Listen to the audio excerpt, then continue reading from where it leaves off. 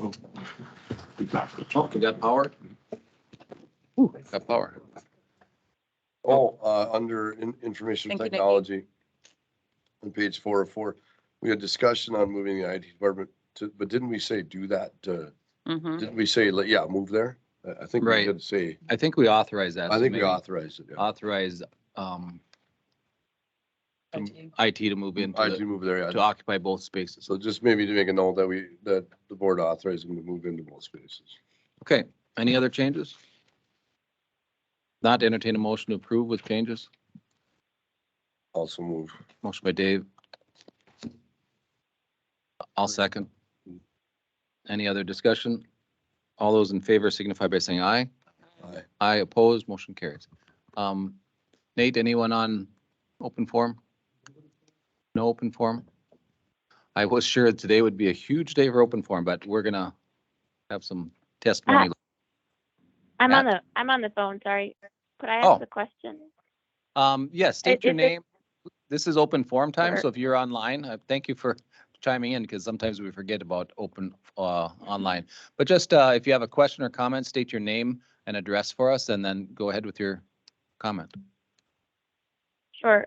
My name is Jamie Konabecki. I'm appearing on behalf of the White Earth Band of the Minnesota Chippewa Tribe. I just wanted to clarify, are you accepting testimony now on the CAFO comment, the conditional use permit, or is that later in the agenda?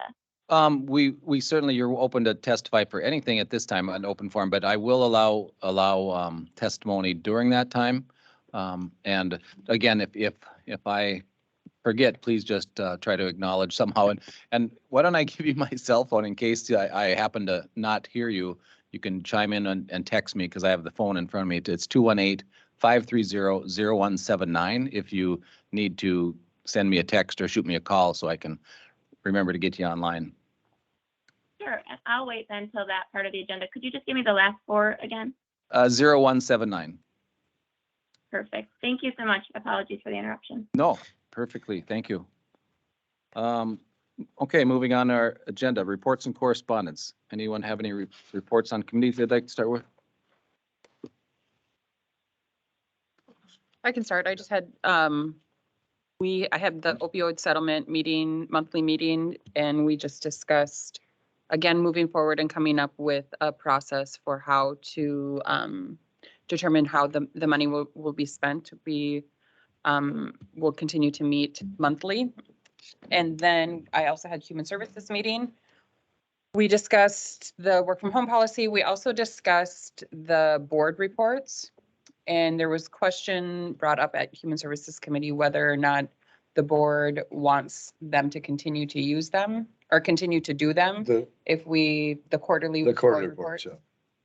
that says number of cases. I think every unit provides an update on where they are as far as cases, intakes, So such. you're asking the board if we want to continue seeing those reports on the, Correct. Correct. They do take a lot of work to do is what they said. So if we feel they're helpful, they'll continue to do them. But if we don't feel they're helpful, well, then I think for my personal, I lean on the committee to review, Mhm. those things. And I honestly don't put a lot of time into review of those. I scan them and see if there's any big jumps somewhere, Mhm. but so if the committee feels that they can monitor those things within the committee, I'm fine with them not okay, putting them to the full board. okay. We'll bring that back to the committee. That's my opinion. If the rest of the board feels the same, No, I scan them, but Mm-hmm. yeah. that's about it. Yeah. Well, yeah, it's a big undertaking it's a to big even one, yeah. review them, so. Was there anything else? That Human We Services? just talked about how we need to, they had their recommendations for, and I think Pat, you're gonna go through that, right? For the working home. Yeah, if we have time, in our informal meeting, we'll see if we have time. Yeah, I'd be yeah. Policy happy to meeting. review that. Otherwise, the one thing they thought we should try to get this done as early as possible in June, so that, because it expires July 5th, right? Yep. July 5th sunsets, yes. Yep. But that's about it. Yeah. Everything else I think might be in the agenda. So. That's all the meetings I had. Yep. Could I offer just something for the two commissioners and human services? We did have a discussion, on a couple locks. Oh, yeah, yeah. Oh, yeah, yes, yeah, thank you. Yeah, you're right. Isn't Bristol bringing one of them in though, or no? Well, he sent me an email with some estimates and I said, well, it's not on the agenda right Okay. now. So I think we'll bring it to June 6th. So what we talked about was we have a back door of the human services building that is a magnetic lock and not a key card, not a regular lock. And so when the power goes out, it defaults to unlocked. So that's not secure. So we thought. Stop viewing. Yeah, so that one was, we recommended that we fix that one and he's gonna get an estimate. He thought it would be somewhere between $1,000 and $1,500. And the other one was to put a lock on the maintenance or A card swipe, yeah, and on the boiler room, boiler room, there you go. And we recommend that we just put a key lock on it.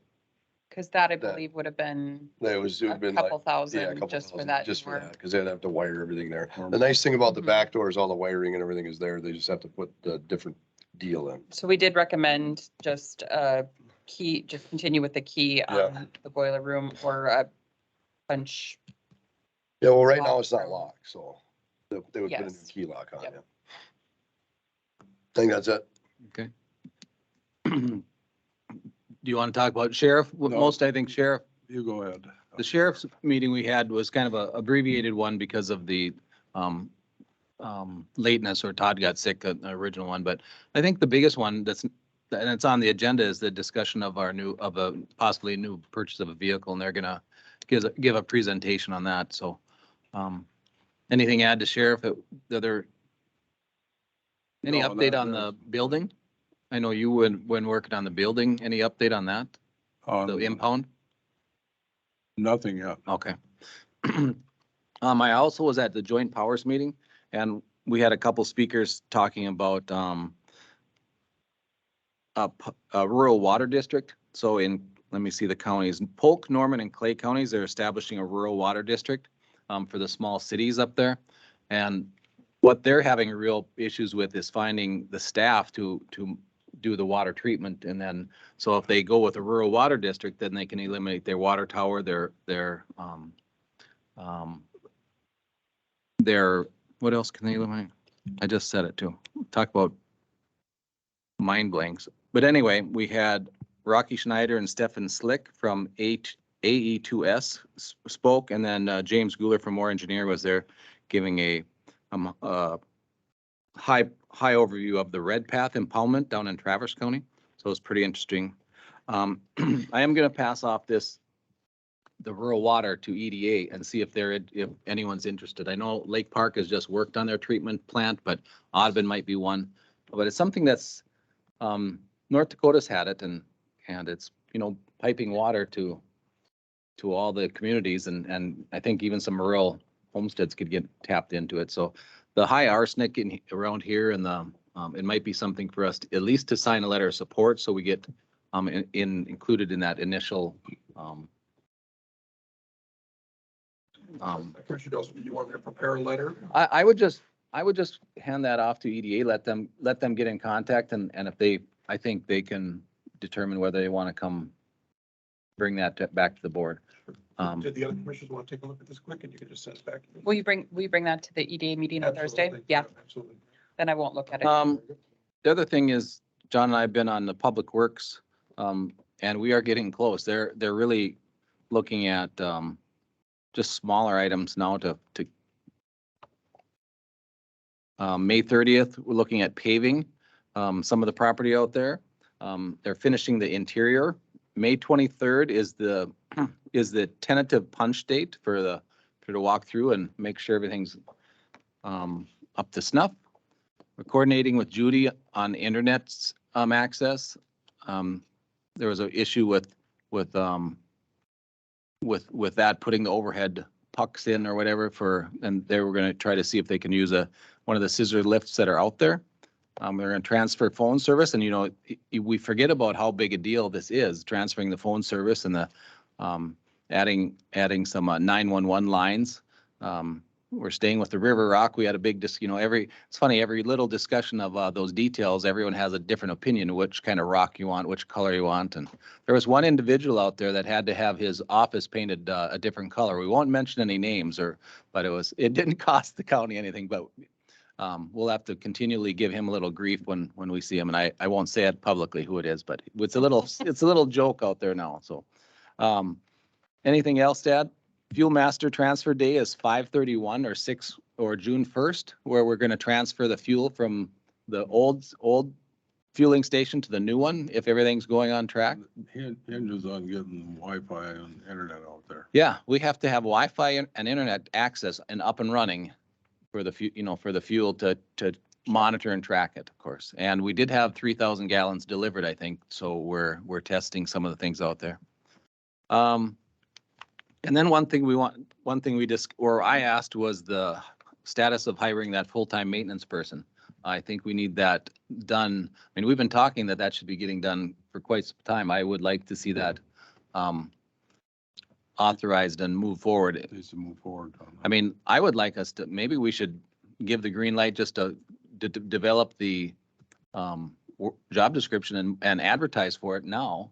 Well, And then come back. Could I offer something, Yes. Commissioner Nelson? Right now you have approved in the budget for a custodial position for the highway building. And we had asked, the two department heads the department head which is Jim Olson and our, facility manager to have that meeting. They've had the meeting.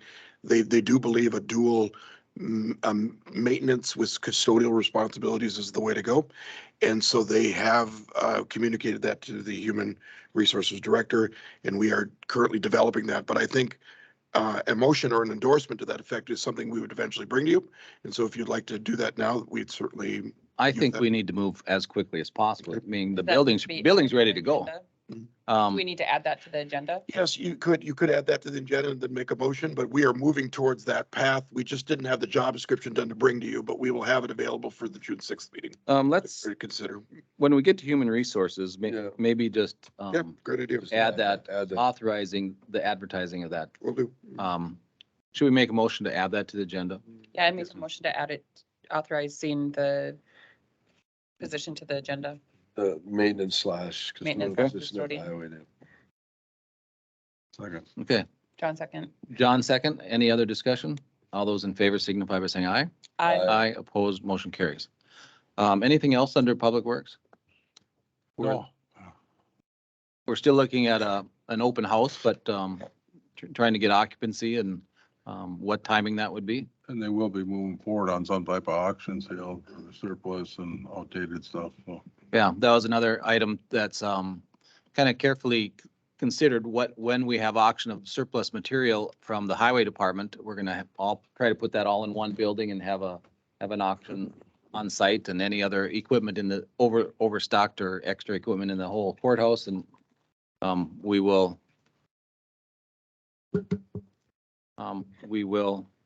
put on the auction. Any other, I'm sure everyone knows about the update. We opened bids yesterday and we had a couple real competitive bids, some from quality companies. So at Sunnyside, so we'll be moving forward at our next meeting to authorize that. So we have the Sunnyside board make that recommendation. John, did you have something to add? yeah, I did, but I lost it there. Okay. I had several meetings. Wasn't much to report on, a couple of them, but Northwest Emergency Communication Board, the big thing there, they had about $7,000 left in training grants. They're trying to get the counties to get on board and do some training to use that up, or else it goes back to the state. We did have a Dunlocks building kickoff meeting with the architect and structural engineer and land department, Steve Skoog. And I think we finalized some building details so we can move forward. And I think the value engineering, in the long run, will save the project some money. The structural engineer has some good ideas how we get a better end product and save some money. So I think it's good now they can move forward on getting some final plans, get the bid. And I know we talked about the rock on the one end, we cut that off right at the ceiling line, so to speak, so it doesn't go up in the gable.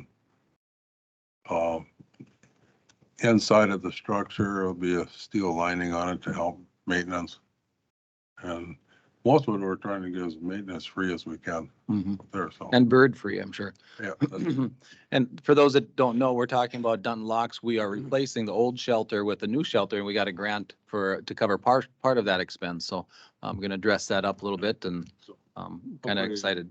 next stage will be getting plans and going out to bid, see where it comes in. Okay, good. That's all I had.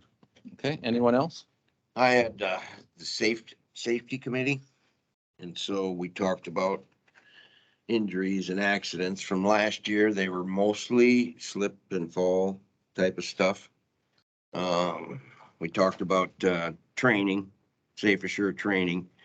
And we were talking about, if there was an emergency, like an active shooter, I wanted everybody to have a can of bear spray, but the deputy didn't think that that was a good idea. So we're not gonna get that. Was there any talk about walking through the new Public Works building, the safety group that we hired to look at? Well, we're gonna have OSHA walkthroughs, right, Pat? Safe Assurance gonna, starting next month, is doing a walkthrough of every building, including the new buildings. And other than that, we talked about some training and that's about it there. That's all I had. We did add some warning, we even put some color or put the yellow paint on the mezzanine and make sure people see it. And we asked that they put load weight limits on, so we have the limits on what the mezzanines can hold too so we are trying to be proactive and get ahead of them, but just like any inspector, they'll find something just so they show that they're working. Anything under reports or correspondence? Pat, what was the date for the district meeting again? 14th, was it? Oh, I think 24. you're right, yeah, I can look that. June up. 14th in Fergus Falls is our district meeting.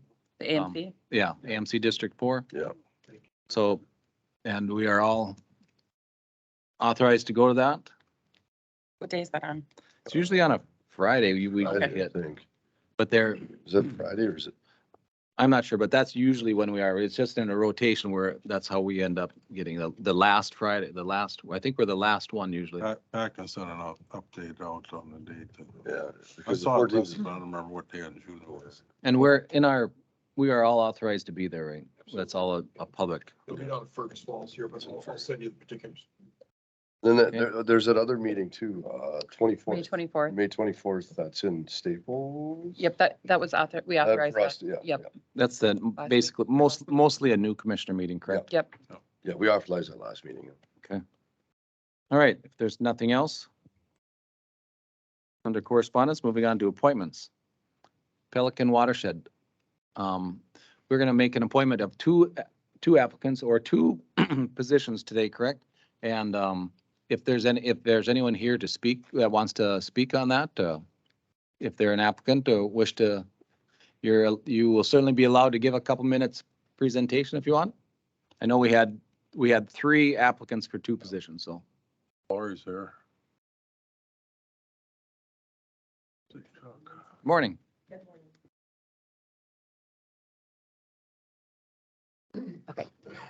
I'm Lori Olson. I am currently on the Pelican River Watershed Board. I was appointed last October to fill Ginny Imholt's position when she left the area. Excuse me.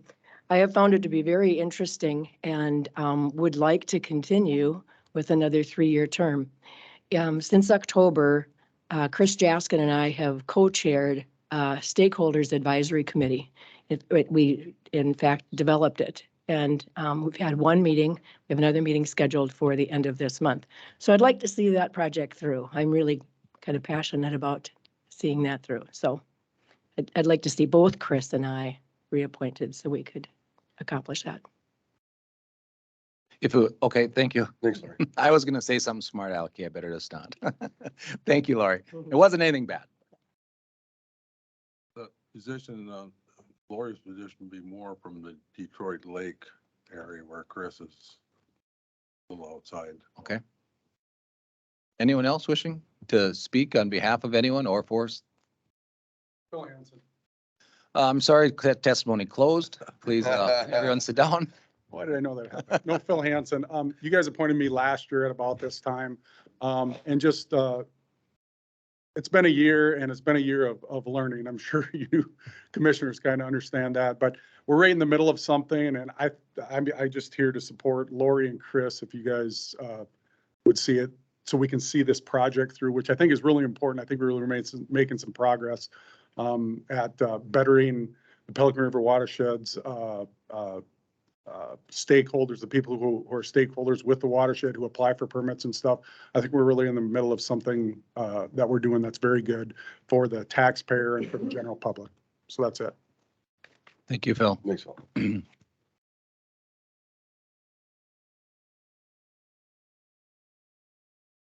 Good morning. Morning. Charlie Jaskin. I'm a current board member. I was appointed a couple of years ago. And I recommend that Lori and Chris get reappointed to the board. There's a learning curve when you go there and you get to a new board. And that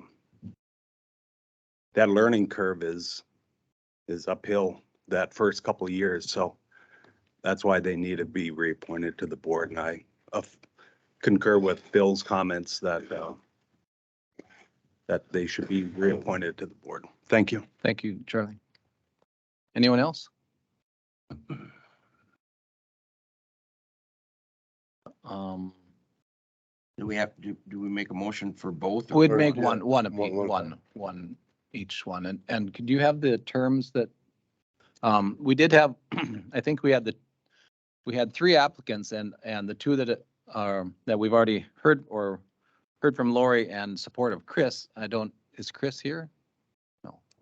We had one other applicant and, that would be, Chuck Collins was the other applicant. So I think we have, we saw the credentials that he would bring too. So we have, some really good candidates and I want to thank all of you for offering your time and services for this, because these jobs are not, they're hard jobs and they're most times thankless. So in advance, I want to thank all of you for putting your name in the hat, and whoever comes out of this, best of luck and keep up the good work. So with that being said, if there's no one else that has testimony, I see one of my board members from Cormorant Lake Watershed is here, so I want to thank him again, and the Cormorant Lakes Watershed. A lot of work. They put a lot of work, and they're advancing to get some help and some part-time help for them. So congratulations to you. And appointments. Who would we like? Anyone have a nomination? I make a motion to reappoint Lori Olson to the Watershed Board. Okay, motion I'll by second. Richard, second by Dave. Any other discussion? And Pat, could you say the term? This is a 3-year term. Yes, I'll confirm that, but I believe that is a 3-year Okay. term. Yeah, full 3-year. Yep. Any discussion? All those in favor signify by saying aye. Aye. Aye, opposed? Motion carries. Congratulations, Lori, and thank you. And I'd like to make a motion to reappoint Chris Jaskin. Okay, I'll second. motion by Richard, second by Dave, and this is another 3-year term. Yes, sir. Yes, it is. Okay, any discussion? All those in favor signify by saying aye. Aye. Aye, opposed, motion carries. Thank you, and thank you, board members, again.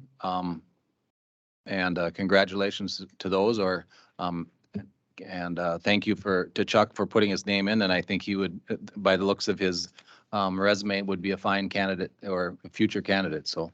And we did have one letter of support for someone else that did not put their name in, so when they don't put their name in, we can't, I don't think it's appropriate to even address them or bring their name up, so. Moving on then, thank you again. We are going on to County Administrator report. Yeah, just a few items, Commissioner Nelson. Just to confirm, the AMC conference is Friday, June 16th. They don't have an agenda yet, but they'll be sending that. That'll be down at Fergus Falls at the Government Center for the county. But when we get that, we'll certainly forward it on to you. The work from home policy, as you had mentioned, what we planned on doing, and if we have time in our informal group meeting at the end of the board meeting, we really have just printed out the summary of each department head. We wanted for you to see their words, and so you could read through that. We've had thoughtful discussions individually, one-on-one. I've had thoughtful discussions with each department head, and then we also had a sort of a peer discussion at our last department head meeting. So I think we've got a good summary for you to consider. And I think our intention as well is to review that summary with you, get some guidance, and then incorporate it either into the June 6th board meeting for approval with edits of our existing policy or the June 20th meeting. Moving on, the benefits committee. As the board had talked about a couple weeks ago, the benefits committee is going to meet monthly. We are scheduling a meeting here towards the end of the month. We did send out a survey. It was well answered. I'll let Carrie review the percentage with you, but we had a high turnout on the survey, and that was good to see. I think the only final thing, or final couple things I had is I've been working on a sort of a space needs review, just long term of what the county space needs are and what the future is. And I reviewed that briefly with the courthouse committee because a lot of it is looking at the courthouse, but I plan on reviewing that at a future informal meeting with the board and getting some guidance. And then finally, we're going to start preliminary budgets for 2024.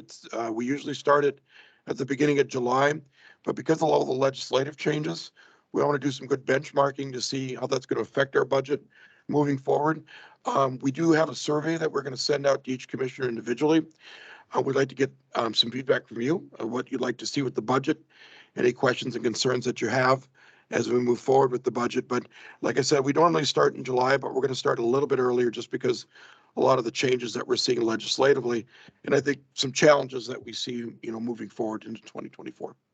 And that's what I have. All right. Amy. Good morning, everyone. Morning. Morning.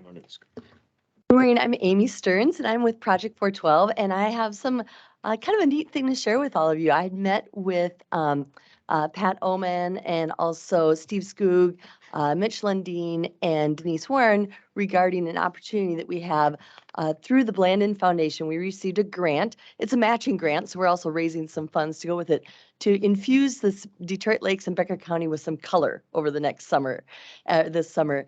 And we had done a call for some wall murals. And what was really interesting is we had 87 walls selected, or I should say proposed throughout the community.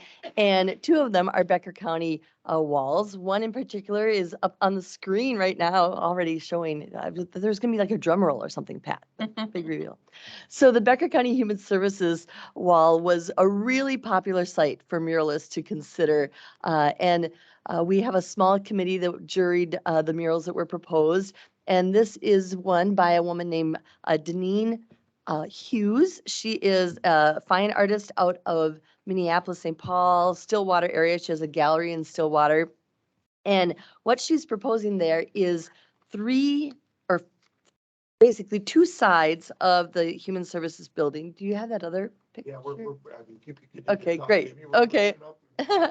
And what it is the 4 seasons. So it's basically looking at Becker County and Detroit Lakes area through the 4 seasons of obviously spring, summer, fall, and winter. She doesn't have the colors on there, but she has the colors on the side. You can see that she's proposing, and it's just gonna be really bright and really colorful. And I think we have like- winter up there already. Isn't it all white? yeah, winter is up there. I think that's why it was such a popular site for muralists. They had a lot of ideas and suggestions that came forward, but our group just really loved what Deneen's idea was, and she's got a great reputation. She's actually familiar with this area. She did a couple ice sculptures over the past few years during the Polar Fest.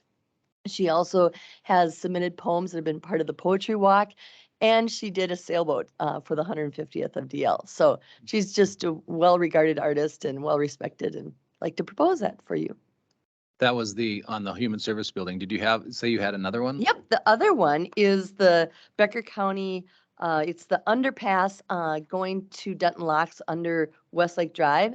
And this one is already in the works. We'd met with Natural Resources Management on that a while ago. And we have some kids who, do you have those photos?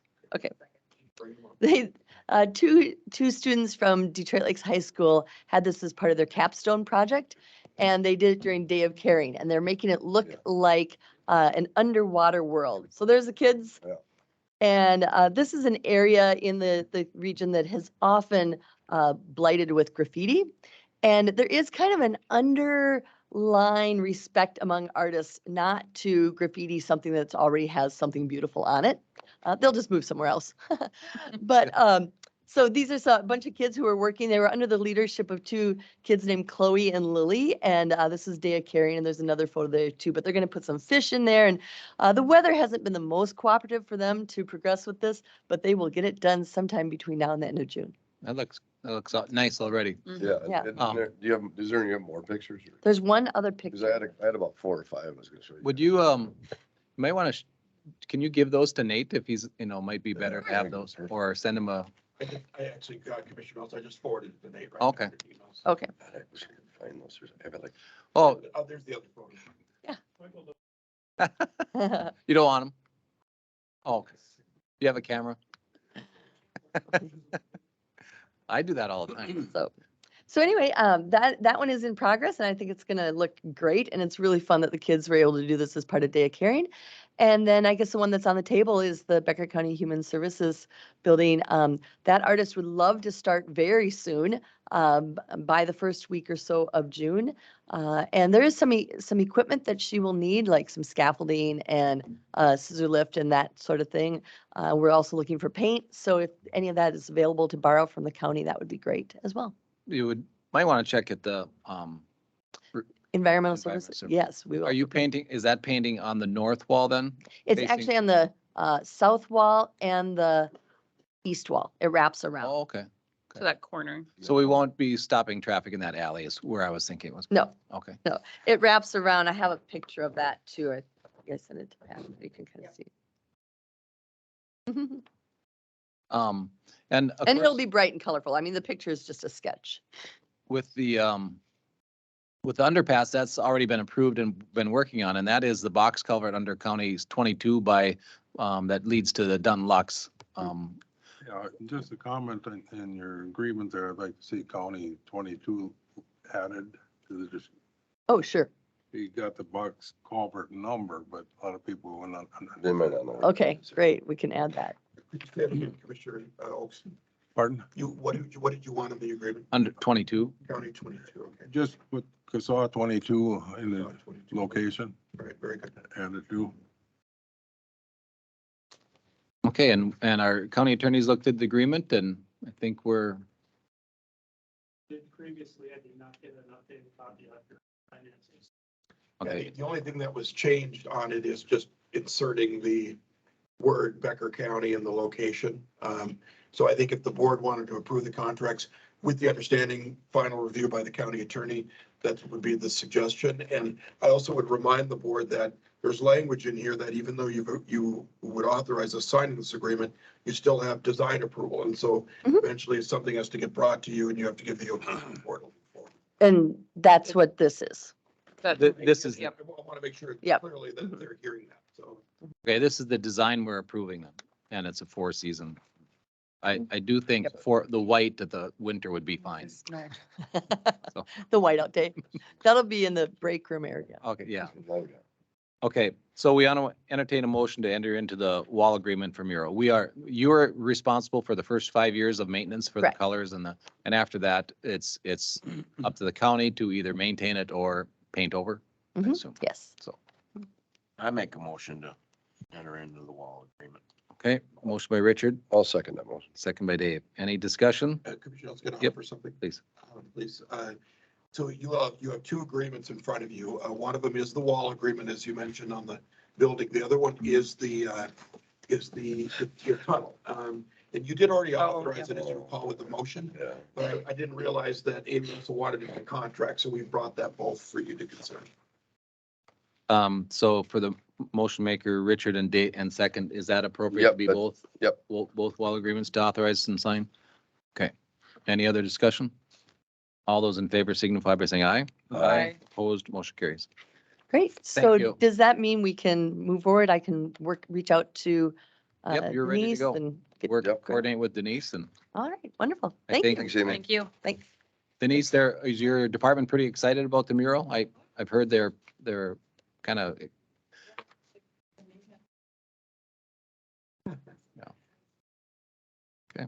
thank you. And Commissioner Nelson, I did forward it to Denise, at your request, so she could share it with staff and things like that in the building. Do you have, once you text me your email, make sure Pat has it too. Now that you have my phone number. Okay, finance. Oh, let's see.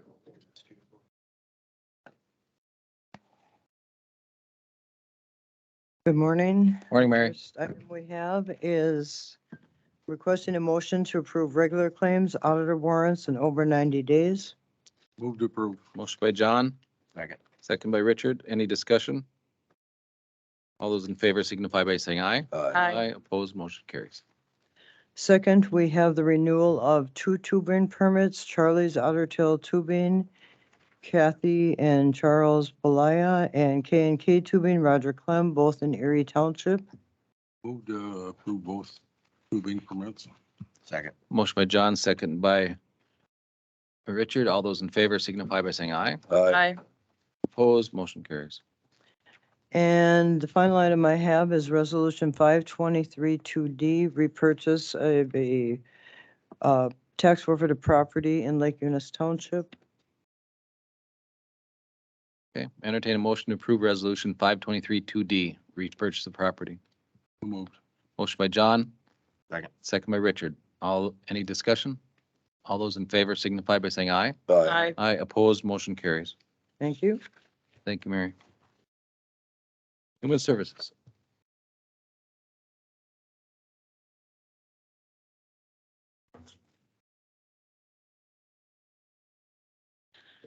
Good morning. Morning. First item we have is the MOU renewal with MSCTC. It's for public health to provide a clinical nursing experience. I'll make a motion to approve the agreement. I'll second. Okay, motion by Erica, second by Dave. All those in favor signify by saying aye. Aye. Opposed, motion carries. And we have human service claims, human services, public health and transit. I'll make a motion to approve those claims. I'll second. Okay, motion by Erica, second by Dave to approve the human services, public health and transit claims. Correct. All those in favor signify by saying aye. Aye. Aye, opposed, motion carries. Thank you, Denise. Thank you. Thanks, Thank you. Denise. Human resources. We did add an item to your agenda. Oh. We want to authorize, it was to discuss and authorize the maintenance position for for Public highway? Works. Yeah. Okay, yeah, that is currently being advertised as a custodial position that was authorized previously by the board. We haven't had any applicants. So Well, you want to, we can pull that one. That will get that into discussion. That's under, okay, whenever you want. You can take that first if you want to. okay, well, we're already on that topic. So, yeah, so if the board so chooses, we can certainly, is it going to be a hybrid position or what is the board's wishes? The position, I believe, has been worked out through Brent and Jim as but I think we're gonna have to hire it as a maintenance person and then with custodial duties in the job As description, assigned, but as okay. the maintenance person is the higher pay grade, you'll have to Correct. pay that or advertise it with custodial duties, I think. Okay, all right. Yep, we can certainly upgrade that. But I and think, get I think that official. person will assist in both buildings and maybe even have to have knowledge here. I mean, we want to have some cross training on that, so. Correct. Especially proximity to the jails, custom to that building. Yeah, I think we want the maintenance cross-trained for all buildings, just so, because, That's how it is currently, yes. Okay, and that'll be under Brent's supervision and Jim's coordination too, so. Okay. So we want to authorize you to move forward and advertise for that and withdraw then the custodial position. that was previously authorized. Yes. Okay, right. It works well when there's no applicants, so, Correct. so. Okay, so are you doing that by motion or just? We by will. consensus? Okay. So entertain a motion to withdraw the custodial position from Public Works and authorize to advertise the maintenance position to be and ratify it when you come back. Ratify the job description and pay scale as when we come back. But I think we need to advertise it and get moving. So moved. Motion by John, second by Richard. Any discussion? I don't know. you can fine tune that, the wordage on that a little bit if you need to, but I think we got the, we got the the direction. gist of it is we want to get that, I mean, the Yeah. Public Works building is ready to open by the next board meeting, so get that advertising. Okay, any other discussion? All those in favor signify by saying aye. Aye. Opposed, motion carries. All right, the other thing, since we're on positions, I did go through our applicant stack and just wanted to update the board on where we are with hiring. There are currently roughly 15 positions open. I did count that custodial position in there. The majority of these positions are correctional officers, custodial positions, labor jobs, truck driver, et cetera. So with that said, those will continue, but one of the ideas that had come up from, I think it was Stan Johnson, actually out at the Murph Building, talking about posting like magnetic advertisement for working in Becker County, perhaps with the QR code. So we've been having some of those discussions, and people are coming up with ideas or creative ideas for advertising versus just what we've been doing that doesn't appear to be working, as well as potentially handing out small business cards out at the recycling center, trying to hit some of those high traffic areas where, and then also Amanda has now started pushing out some of the jobs out on Facebook as well, so social media presence as well. So just wanted to update. Why don't you bring to committee some of those things, you know, some of those, so we can look at them. Another possibility is giving a bonus to an employee if they recruit someone after they stay. I would like us to maybe look at that possibility. It would entice everyone, because the word of mouth of current employees is gonna help us a lot too, so. Okay. But that would be a nice possibility to have a bonus for current employees. for current employees, you know, with times, you know, they have to stay on the job so long before that bonus is paid, but anyway. And for just certain positions. We'll, I think we look at it in committee, Mhm. seeing what works. So I can do some benchmarking on that and bring that up if you would like. The other update that I had, and I know Pat had referenced this briefly, was the benefits committee. That survey did go out. It will close on Friday. I think when I last looked yesterday, I think there was 150 some responses. So once that closes on our next benefit committee, I will bring the survey back to the committee to review. And it was really trying to get a direction for the committee about what priority they would like to see for health insurance going forward. I also did put out the RFQ for a broker, so that's being advertised as well, and that was also uploaded on our Teams channel for the benefits committee, and anybody can certainly look at that. I also did send that out via email to any of the brokers that had previously reached out to us, and then we will also advertise for that as well. So that's the update on that. Last, in your packet, I did put in the social media policy that we had worked on in a few of the work sessions and made all the corrections. And They're not corrections, they're changes. okay, Because it wasn't, you were correcting. You're changing. We're Okay, changing. we'll go changing. Modifications, Right. there, we'll land on modifications. So the final draft is in your packet and hoping for a motion and approval for the final draft so we can implement that. and again, and when this goes out to the employees, Mhm. we wordsmith this quite a bit, I would say. Mhm. But there's always going to be something that we might have missed or not or thought of. So, Sure. you know, if there's something that someone sees really in error, I'm fine with bringing forward, and we can address it as we move forward. These aren't perfection in the making. So if there's something that an employee sees that this doesn't, you know, how this situation that we just, you know, it's hard to imagine every situation and so as I assume we're going to approve this today, don't be afraid to say this is a problem and this is why, and then we can look at it and address it if we think it's relevant. So. Okay. So with that, I'll make a motion to approve the social media policy. okay. Is there a second? Second. A motion by Erica, second by John to approve the social media policy. All those in favor signify by saying aye. Aye. Opposed, motion carries.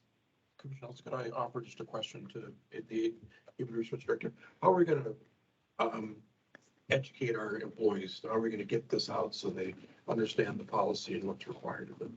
Actually, thank you for that, because I was actually going to address that. I was asked, by at least one employee, apparently in the past, all modifications on the policies were done by resolution, and the board's direction was different this round as we're modifying the policy. So as we were speaking, what I would like to do, I know we're into page, 18 or 19 of the policy updates on the actual manual, and there's been some other modifications. What I would like to do is put this out on the intranet. I'm also collecting this, and I would like to start doing an orientation with new employees coming in with the policies that are pertinent, such as this. And so I'm going to look at doing it twofold. All right. Anything else? That's it. Thank you. Thank you. Susan? Susan, you got 3 minutes. I only Good. need 2. Oh, so good morning. Good morning. Morning. Morning. I'm bringing forth a resolution to get copies and digitize our marriage certificates, licenses, and applications. So all our historical marriage records for which anybody comes up and needs a copy to get the real ID or change their name or whatever it may take. One thing Susan said during our finance committee yesterday, that this was the only copy of your marriage certificates that there is. So if they happen to disappear, Yeah. Then we're not There would be married nothing. then we're not else. married. We, So you were never married. we did question what we should do. We are going to post when the carrier is walking out the building with the letters A through C, then we're going to notify all the people when those are going out, if you wanted to stop and chat with the carrier, but we didn't know if we should move forward, but the funds for this would come out of the recorder's enhancement or recorder's. It's the technology fund. technology fund. And I don't know if they call it the equipment or the enhancement according to, Okay, we want this But to come out of one of the those. most restrictive of those two yeah, the funds. technology. Because it's hard to use some of those Yeah, yeah. dollars when they come in. So use the most restrictive, and that would be the technology fund Mhm. or whatever it's called It's today. equipment, but. yeah. Equipment and Yeah. technology fund. So ISC, did you want to, are you ready to make a motion? Yes, I know Dave is, as a new commissioner, hadn't seen it when it came through originally through committee, but he's fine with moving forward. Yeah, I read what you emailed me, so. yes. And ISC is the one who's been currently digitizing the Yep, rest of our documents, and they have an opening in June for staff. To go In ahead and June, for start. those that are curious. You have until June. I'll make a motion to accept resolution 523-2A with using the equipment technology fund money. I'll second that motion. We have a motion and a second. Any discussion? All those in favor signify by saying aye. Aye. Opposed, motion carries. Thank you. Thank you. Sheriff Glander. You're right on schedule.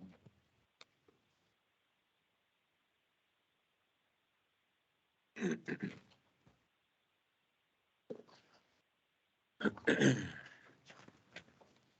morning, Mr. Chair, members of the board. The first item I have is our Boat and Water Federal Patrol Grant for this year. Resolution 523-2B, and this is just for boating safety. Does not include equipment. Looking for approval. Okay. Move to. Motion by John to approve 2B. Is there a second? I'll second. Second by Richard. Any discussion?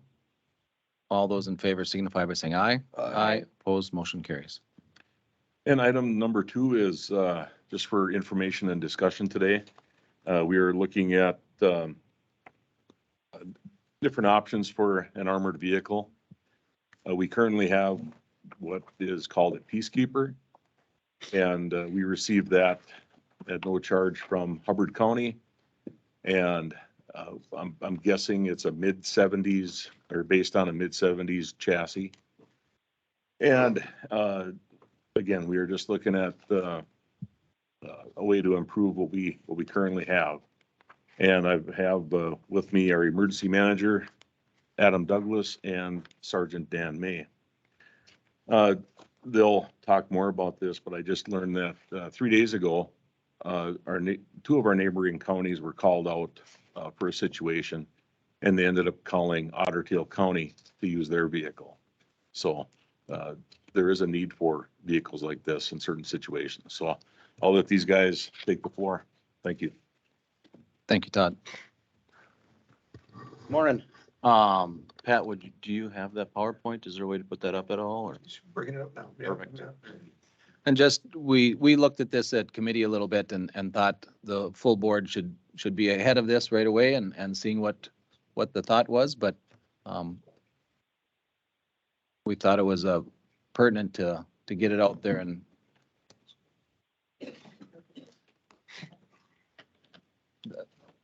Okay, as Sheriff Glenner said, I'm Deputy Adam Douglas, Becker County Emergency Management, and the Sergeant Dan May. A while back, we had started talking about coming up a game plan for something like this for Becker County. And you'll see through the slides kind of why we picked what we picked and our reasonings for, but I'll just give you a brief overview kind of what our ideas, our thoughts were for asking for a vehicle of this for Becker County. If you want to go through the next slide for me, please. The need for it, obviously, this isn't something that we wanted to be utilized just for like SWAT operations. This is something for emergency management purpose as well. Within Becker County, this is something that would hopefully benefit all the citizens in Becker County and would fit the needs of that. So can you do next slide, please? This is a Lenco Bearcat. It's a G3. It's off-road. It's made for rural missions. It can fit 10 to 12 fully equipped officers with duty gear and whatever else. It's got run flat on it, so we don't have to worry about anything with the tires if something were to happen. From an emergency standpoint, obviously, tornadoes, man-made disasters, stuff like that, any debris that we would activate this type of equipment in. We're not going to obviously put that out there and all of a sudden we're sitting on the side of the road trying to change a tire, or there's a hostage situation where we're knocking down walls or doors, or somebody's put something out to try and make it so this vehicle is rendered useless during that time. Next slide. First topic, obviously, we live in Minnesota, right? We have winters. The picture that we took here was from Dickinson, North Dakota, and they were utilizing their Bearcat during a night of one of the heavy blizzards. It's not uncommon for us to have these kinds of storms in our area, obviously. And one thing as emergency management, we do get emails saying that we can request the use of a track machine that's through the National Guard. It's usually stored up in Thief River Falls, but it's something that we can request, but that's something in our region, which is Region 3, which goes up to Kitson and Lake of the Woods. So it's something that can be pulled in many different directions. It's not just geared to, Becker County gets it when they want it kind of thing. So next slide. Again, just more pictures, just kind of following up with that. This one's down in Aurora.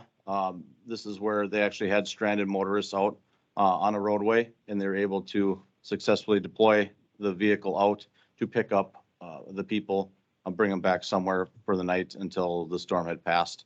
So you can see they got their luggage, children with them that were outside in the vehicles in the cold. So also, one thing that we do have here is we're prone to overland flooding, obviously. Knock on wood, we were pretty good this year. We didn't get a whole lot, but we do get a lot of washed out roads. John with the highway department usually keeps me pretty up to date on which roads are. Something like this is obviously, it can go upwards into 2 feet of water. So it's a good tool to have if there's certain roadways that are washed out that we're not able to get our regular emergency vehicles to. If there's somebody that, has medical conditions that isn't able to get out, we're able to help facilitate that. Again, just showing overland flooding. These are used throughout the United States for purposes like this as a rescue vehicle. And we just want to make sure that you guys understand that we're not coming here wanting just an armored vehicle in general. This is something that we're hoping that we would utilize in the county if need be as a rescue vehicle. So we just want to make sure that it's not meant for just SWAT. But and occasionally we do, as Sheriff Glander said, there was an incident just recently with a suspect that was firing off rounds. The incident he was talking about happened in Wadena County, I believe. Wadena Hubbard has a SWAT team. But they also have their own armored vehicle, which is an MRAP. But they also did call in Otter Tail County, which I believe has the Bearcat, is what they called and requested out. So as you can tell, this is something that could very easily happen here. We have railroads. A lot of times if there's stuff like this, if we have somebody that's barricaded, these machines have auxiliary speakers on them. So it's something that we could push up next to that, try and make contact with that person if they're not willing to come out and talk with us. Next slide. Just to better help the area prepare for such incidents with high-risk callouts. Obviously, they do happen within our community, and it's becoming, I think, more frequent with mental health, obviously. Just for us to effectively carry out our mission to protect the citizens and critical infrastructure of the region, we must have the significant equipment to do the job. At this time, as Sheriff Glander had talked about, the Peacemaker that we have, and I'll show you some slides in there. It's an outdated machine that we got from Hubbard County. We're starting to have a lot of issues with it, and it's just not there. It's not able to adequately be utilized for what we need it to be. So,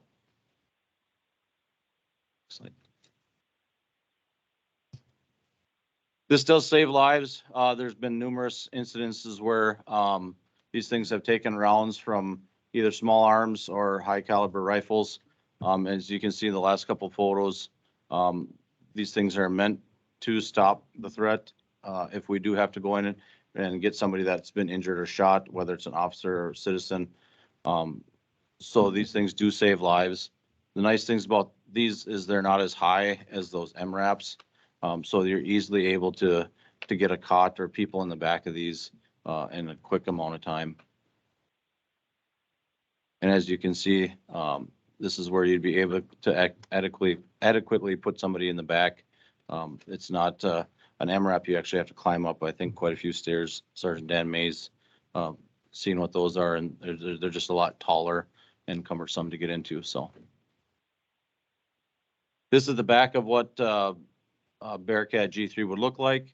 It can hold up to the 10 or 12 officers, like I said, but it can also fit 20 other civilians in it. So a train derailment, if, when we were at the one in Callaway, if we needed to evacuate people quickly or something like that, we could utilize this and call upon it to get people that maybe wheelchair bound, just can't go, or elderly or frail, or children. We would be able to easily get people in this and get them out of that situation quickly. So sometimes it's a little easier to activate this than trying to find busing or something like that to move masses of people.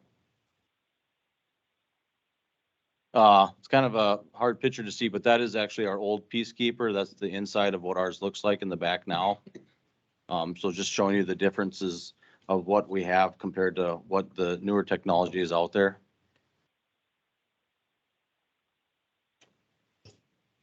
With this, again, we're trying to say that it's an emergency rescue vehicle. That's what we want it to be. Any kind of critical incidents that we can obviously get there and provide. They have hardened walls, windows. We can take these into hot zones, which obviously, EMS won't be able to get their rig then. So again, if we have officers in there, there's an officer down or a citizen that's in need of medical care. This is something that we could utilize for protection, for getting people in to grab that person out of that zone in a quick manner to hopefully save lives. There's our current vehicle that we have. I don't know the year of it. When we got this, I think there's some stuff when we talked to Hubbard County that they were having the same issues with it. It's limited ballistics to lower caliber weapons. The field of view in it is very tough, and you'll see that in some of the pictures. It's just we're having issues where mechanical, it's breaking down. The reliability to it, we're not even sure sometimes if we needed to go out there and start it up, that it would start if we need to activate it. So Starting is an issue. and that's the inside of it. There's no cameras. There was a camera installed in it. So you can see up in the corner there, there's a little aftermarket camera that was put in it. But that's the driver's side window and passenger side window, as you can see. The newer one comes with a 360 view camera on it. So just visibility is just going to be that much better for us. This one looks pretty high tech. Yes, yes, yes. The turn system, they both have turn systems on the top. They can flip over to help if somebody goes up top, obviously. And you can see just again the inside of it. It's just old and outdated. And again, just showing the limited views. When you look at this one, if the guys are in back too, there's no portholes or anything like that. The back is very tough to get into. It's a little smaller. And obviously that front one kind of has a telltale sign. You can see that it leaks quite a bit. So we have a lot of mechanical issues with upkeep on it. Just some additional content I wanted to talk about with it being an emergency response vehicle. Obviously within our schools, our county, we have a lot of school districts between Lake Park, Audubon, Detroit Lakes, Frazee, Ogama, White Earth, Pine Point. The response time of us having an emergency rescue vehicle within our county, I think would be great for shortened response time, something that Becker County can respond to without activating. We are going to be joining that Hubbard Wadena SWAT team. And they both do have MRAPs. Those are government funded vehicles. They're mine resistant vehicles, I believe they were originally. And that's something that they have to kind of keep tabs of with the federal government, obviously. When we talked about this and wanted to do this, we want to do something that Becker County would have something of our own, something that we can utilize when we need CFIT within Becker County. This, I think, would be a good tool for not only Becker County, but the SWAT team as well. And I think it would get utilized quite a bit. WeFest obviously is a big thing for us. You know, I've been to numerous threat assessment classes. They talk about the needs for having available resources for big events in the rural areas. One of the things they talk about is something like having the necessary equipment if there was some type of active shooter or riot that does occur at an event like that. We've been very lucky to not have those, and hopefully that's the case moving forward. But with the amount of people that we have, an influx of visiting people from out of county and out of state that come to this, we just want to be prepared for any type of situation, including natural disaster. Last year, we had to cancel, or we didn't cancel, WeFest canceled one of the last big events due to a potential storm that was coming through. And at one point, it was looking to be a pretty decent storm. So again, it would help in, you know, rescue missions. And then just weather is a big one. I think if there's any tornadoes or anything that come through, you know, debris with the run flats, the rural terrain that this thing would be going through, I don't think there's not much that this wouldn't be able to get through to access to people that are in need. So. And these are just a couple little snippets we took from, I think they're both from DL News. Again, overland flooding, we do have that in Becker County. We get a lot of washed out roads early spring, obviously. The other one was kind of a little interesting. Last year we did obviously have a decent tornado come through, knock on wood, it wasn't over any real, you know, populated areas, but it did do quite a bit of damage within the state. We declared a disaster for that. With that being said, this just said that there were 27 tornadoes officially cited in Becker County from 1950 to 2006.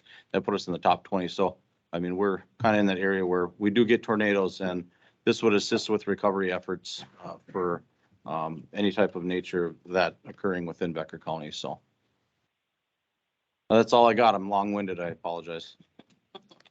During our committee meeting, they showed us, they had a add-on for this that would help put gas in the house or tear gas.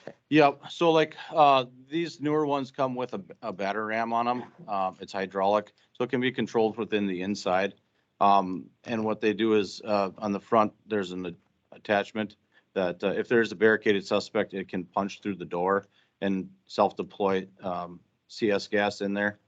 So then it can back out and hopefully, you know, end the standoff peacefully with the person coming out. So there's attachments on this that, you know, that we haven't seen today, but are available and would be something to consider too. But we thought as a committee, we thought the board should see the same presentation as soon as possible and digest it because it's a big dollar amount upfront. And as you think about it, you know, the incidents that have been going on around, you know, I'd like to say this is a waste of money. I mean, I think we all would like to say this is a waste of money because doesn't happen here. We don't need it. But when you get down to it, it can happen here. And we have had serious incidents here. So I think we continue looking at it and ask you to bring back a proposal but I want to hear from the rest of the board what they think and. I think, As we discussed in committee, looking at this, but we'll all also be looking at, is there grant monies out there Yep. to help facilitate the purchase of it? And I think with our new person and EDA, help search some of that out and take the sting out of it. And if other counties use it, do they pay to use it or is it just a early? It would be part of a mutual aid Okay. assistance, unless it would be, if they would have to use it for, you know, a longer period of time. Okay. Then we would work on that. I think we look at, you know, our SWAT agreements. I think we should contribute something to them. And as they've said, Hubbard County already has it's called a what, MRAP, which is a little bit, it's a taller, but it's a little bit, it's a different type of machine a little bit. So, It's a lot taller Yeah. and it's harder to get into certain places where the Bearcat is a lot shorter. It's more of an ambulance. So yeah, if you were doing an officer down thing on an MRAP, you would take at least 6 guys to lift up above your head into the platform where this is like about a height of an ambulance. right. A lot easier, just to kind of get perspective on the size difference. The cons of getting grant money, and if it's federal money, there's so many timelines and strings attached and then follow it. Unless it's a big dollar amount, I don't feel federal grant money is the way to go on it. Unless you get a lot of money. But if you're looking at a $10,000 grant, I don't think we bother with it. It would have to be significant but certainly research those and EDA can research if there's anything from maybe West Central Initiative or something a little bit more local that would contribute. But I would like you to bring it back to the committee and board and bring it. Is this something that our former ARPA funds? I don't remember what it's called. Special general fund. It would have Thank to come you. out of reserves Okay. because it's not budgeted for. But as you see, the old one is not, I mean, Yeah. you can't take the old one out. I mean, it's not a vehicle that Mhm. is reliable enough that you would bring to a situation. And it would not, and those counties that we're in the SWAT agreement with, it's not a tool that they can depend on. So, No, you're absolutely right. I mean, as far as being on the SWAT team, I would not put my guys in there. no. It's just not reliable enough anymore. Well, and I think it's something, I agree. I think it's something we need to look more into because I think while we haven't needed it yet, I'd hate to have an appointment where we wish we would have had it. You know, you look So- at 300,000 is a lot of money. Mhm. And again, like I said, hopefully we never use it. But if there's an officer, I mean, when you put officers in the place of danger, an immediate Mhm. threat in front of them, I just would want them to have the tools that they need. So, Yep. It's a moving covered vehicle for us too. And like I said, I don't think you mentioned, but it takes it can handle a 50 cal round. So multiple 50 cal rounds. So for us, just moving from cover up to a house, we use that as our cover, as right. a piece of equipment in between us and the bad guys. Instead of that shield that you're holding. Exactly. Yep. And there's a video on that with one of the school shootings that shows the Bearcat moving up to the school with the officers alongside, you know, taking or using that for cover Yeah. as they approach the school. And that's one thing we are going through active shooter training this summer. We've gone through it in the past, but we're going to do it again. Just because, you know, we have seen those threats across the nation. I think we're invited to inspect the old equipment. If you are interested, I'm sure you would give tours of it to the press or to the commissioners that would like to see the older unit that we have to somehow dispose of, I think. So if anyone's interested, get some up close photos, talk to Dan or Dougie or Todd. So I'm getting the nicknames down. Adam. Thank you. Any other questions or do you have, if there's anyone that has a real objection to moving forward, or I think we should say, you know, we're concerned about it now before we, but if not, we'll just go back to committee and. No, I'd like to look into it further. If you just save, you know, yeah, if you're gonna save people's lives, then, you know. And I think that's one thing that kind of attracts deputies to Becker County, the support that we show our deputies is, you know, if we didn't show support of our deputies, we wouldn't be able to attract good deputies. No. So. And like, just the schools alone is something that I think problems all over the country with shooters. And so, yeah, I think we should look into it further. Okay, thank you. Anyone else, any questions? Okay, thank you. Thanks. Thank you. Thank you. All right, Brian? And if I just could say something, because this is relevant to what Brian's going to talk about, you'll have another sheet here. That's resolution 523-2C that was handed out to you. The only change between the sheet in your packet and the sheet that's handed out is the little X at the bottom on repayment from entire future year allocations. That wasn't included in the original one, so we want to make sure the board's aware of that. Good morning. Morning, Brian. 2 items for consideration. The first one is a funding advance. It's a statute that annually, if you want to advance your state aid funds, that you get a resolution stating such. And this would be for, because we used some of the advance or the money in the previous to pay for some of the new building that's going up. So this advance would be to pay for the five projects listed here. And that amount would be from next year's allotment of $3.8 million. And in the past, John can step in, but we've used to max this out all the time. This was something, it's a common occurrence and it's, there's no interest, it's no penalty for doing this. So this is financially, this is the best way to borrow money. Oh. So it's kind of a standard procedure for us. So, Mr. Chair, I make a motion to pass 2C. motion by John, Second. second by Richard. Any other discussion? All those in favor signify by saying aye. Aye. Opposed, motion carries. The second item for consideration is a purchase of a couple items for to prepare to move to the new building. One is a rolling toolbox. That's not to replace one, it's just to add to the one we currently have. We've been putting off buying till we move over there. That price was $5,559. There was a couple quotes for that. And the second item is a machine press that is replacing an existing unit that is actually mounted to the wall. So it cannot be moved, or it was part of the purchase agreement with the buyer of the property. And is used on a daily basis. Okay, entertain a motion for purchasing those 2 items. So move. Second. Motion by John, second by Richard for the total of 10,954. Any other questions? All those in favor signify by saying aye. Aye. Aye. Opposed, motion carries. And that was on the special general fund. Yep. Before Reserve. listed, we Reserve. talked about previously, so it was Yeah. on that list, so for funding. Thank you. All right, thank you, Brian. Take it. Okay, we need to take about a 2-minute break. Yes. We'll set the sprinters going, so.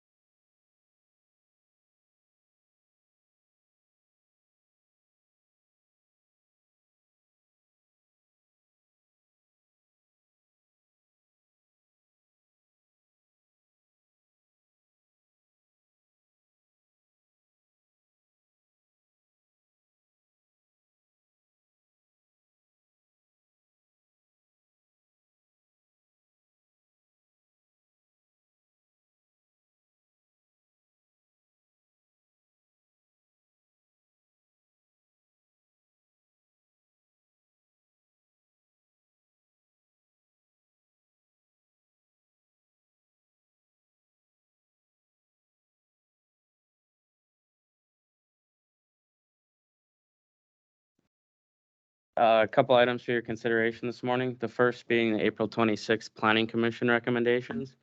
First applicant, Sarah Bachman, requests a conditional use permit for non-shoreline multi-unit development consisting of 15 units. The recommendation to approve. Motion to concur with planning and zoning. Second. Motion by John, second by Erica. For number A, conditional use of non-shoreline multi-unit development. Any discussion? All those in favor signify by saying aye. Aye. Opposed, motion carries. Second applicant will be considered by Lakeview Township. So we'll move to the third, which is William and Carolyn Zern requesting a conditional use permit to operate a feedlot. I'm going to step out of procedure a little bit, but I'm going to ask the board of their opinion. If, with the meeting this morning at 7:30, it was at facts and finding. I'm wondering if it would be in our best interest to postpone or table this until a later date. I think it would be appropriate to digest that information, give us some time, but I certainly will, if we decide to do that, I would certainly still like to hear testimony and move forward with that today, but that's my opinion of, that's what I think. I think we need some time to digest that. I would agree because the findings meeting was still going on as the board meeting started. So I would. So I think we should just table this until a future meeting, and we can do that within our rules. And we have a letter here for if we decide to do that, but that's the board's decision. But I think that's the way we should move forward. This is the letter from the findings this morning, or what is that letter? No, this is a letter just stating that we would table it. This gives us, the board, more time to read through the findings and make a decision. There's a lot of information that I'm sure that's come from that findings. I mean, I think we were emailed summaries last night, but I think we should have that, make a decision before we open up the testimony. I think we should decide if we're going to act on it today or if we want to table it. We can always hear testimony and table it at a later date. I mean, at a later time during the meeting, but I would like the discussion now to determine how we move forward during this meeting. So Kyle, did you have any input on that or that's up to? Hey, Commissioner, could I offer something, please? We're on the next board meeting will not be till June 6th, and that will only have 4 commissioners available. So would we be looking at then June 20th under that? I would, if we decide to, I would give that opportunity to the applicant to see which one they would prefer to do that, if this board decides that. And I want to just inquire, Kyle, is there any time issue there, any things we need to worry about? Be 120 days from March 28th. Okay, thank you. And we have that option to extend it 60 days, but I would give that applicant, I would say the applicant would have the right to say the next board meeting, which disclosure is I will not be available at our next board meeting. I am traveling out of the country. That was a trip that we've planned for a long time. I actually planned it for COVID times that it was canceled. So we've had it redone for this next June 1st. But I think we should table it. If the board decides they want to move forward at this time with as it is, we can hear testimony and then decide to table it, or we can say we're going to direct it that way immediately, and then still hear testimony. Any discussion, or do you want to just hear testimony and then make a decision about tabling it? Let's do it that way. Yeah. Do it that way? And just for the record, those findings that you received last night, they were approved as you received them. There was no changes. The board did receive the findings yesterday. Yeah, and I just want to make you aware there was no changes. There was no changes in them. So there's no changes in the findings received, and they were approved by your committee this morning. Yes. Okay. I'm sure there's people that haven't reviewed those findings that might have questions, and that's where I just wanted to make it clear that we didn't change anything after you guys left. Okay, so Kyle, you want to sit up here with do we go with the applicant first? Explain their. Yeah, we can. Just a normal.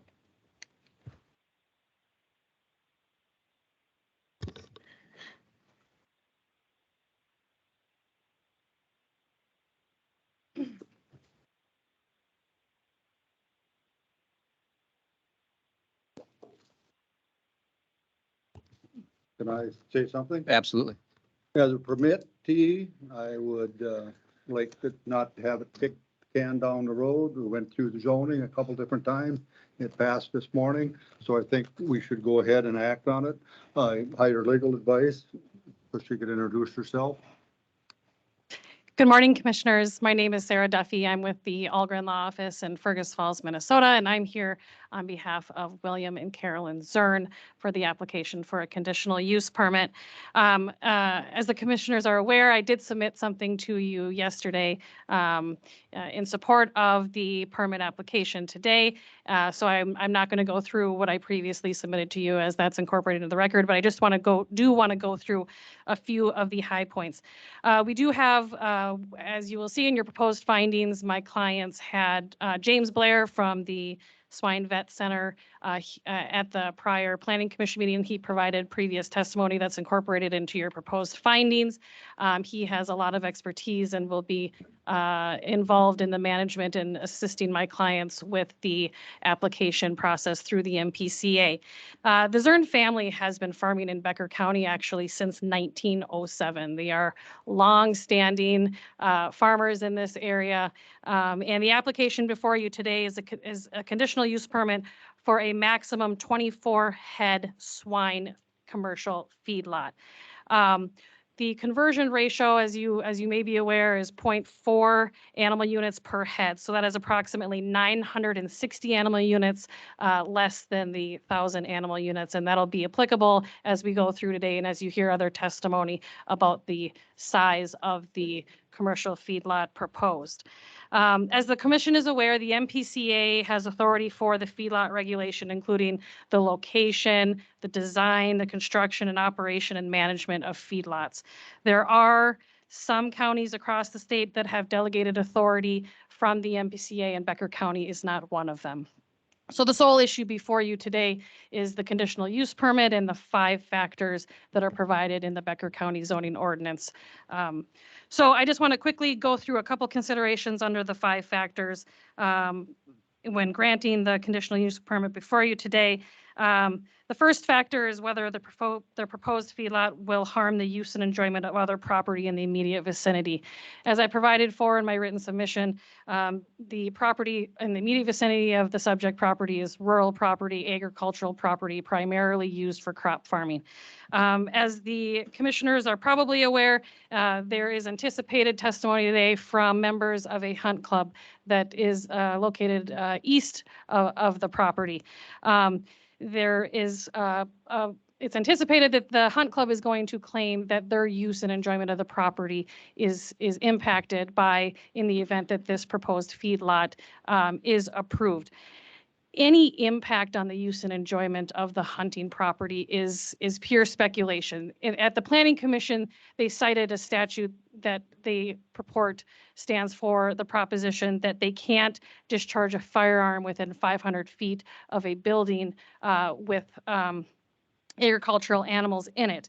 And I have the statute here in front of me, and I'll just read it for you so we're clear on the language in anticipation of that testimony. But it states that, and this is 97B.001, unless otherwise provided by law, a person may not discharge a firearm within 500 feet of a building occupied by a human or livestock without the written permission of the owner, occupant, and lessee. 1, on another person's private property if the land is not a licensed shooting preserve, or 2, on a public road right-of-way. This statute that they cite does not apply to them discharging a firearm on their own private property.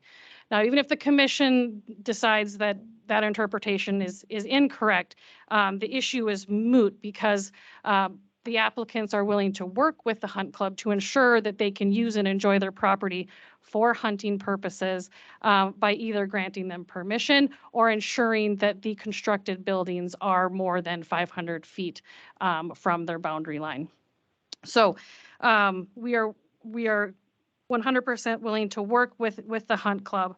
The mere presence of a feedlot does not impact hunting. In addition, the primary according to the comprehensive plan, the primary use of the property within this area is agriculture. And I would request and ask you to look at that primary purpose of what the property is and is intended to be used for and developed for in this agriculture, and the impact that that has on the agricultural community within Becker County and within the development of that specific region.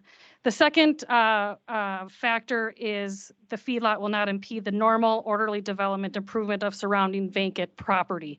Again, the surrounding property is rural, it's agricultural, it meets the preferred comprehensive plan of the area, which is agricultural development. Again, the factors for the second element are met in the fact that if the conditional use permit is granted, it will not have any impact on the proposed development of the adjacent land. The third factor is that the applicant demonstrates that the proposed feedlot has adequate utilities, access road, drainage, and other facilities.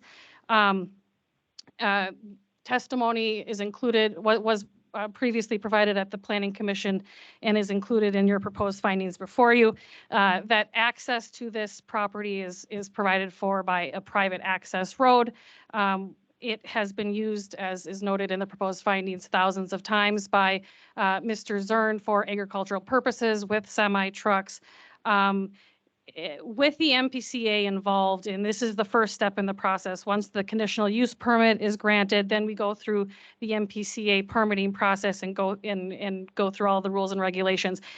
Those rules and regulations will ensure that other, issues such as drainage and facilities and utilities are ensured as to the adequacy of the feedlot operation. The fourth element is whether or not there's adequate parking, and as is provided in the application and the prior testimony at the Planning Commission, incorporated within the proposed findings before you, the applicants are going to ensure that proper driveways and parking lots are sufficient for loading and unloading of animals. The fifth factor is whether or not the proposed use is a nuisance with respect to odors, fumes, noise, vibrations, or other nuisances. Obviously, I cite this in my written submissions. Smell is a concern with feedlots. The MPCA has rules and regulations to diminish that. But prior testimony was provided at the Planning Commission. You'll see that again in your proposed findings with respect to the Swine Vet Center and how they follow the policies and procedures that is outlined by a University of Minnesota study to diminish those effects. And so with the manure regulated by the MPCA, and the MPCA also oversees any environmental review. So again, after this process, after the conditional use permit is granted, before a permit can be applied with the MPCA, there's a determination on whether or not a mandatory or discretionary environmental review is warranted. Anything under 1,000 animal units typically is not a mandatory environmental review.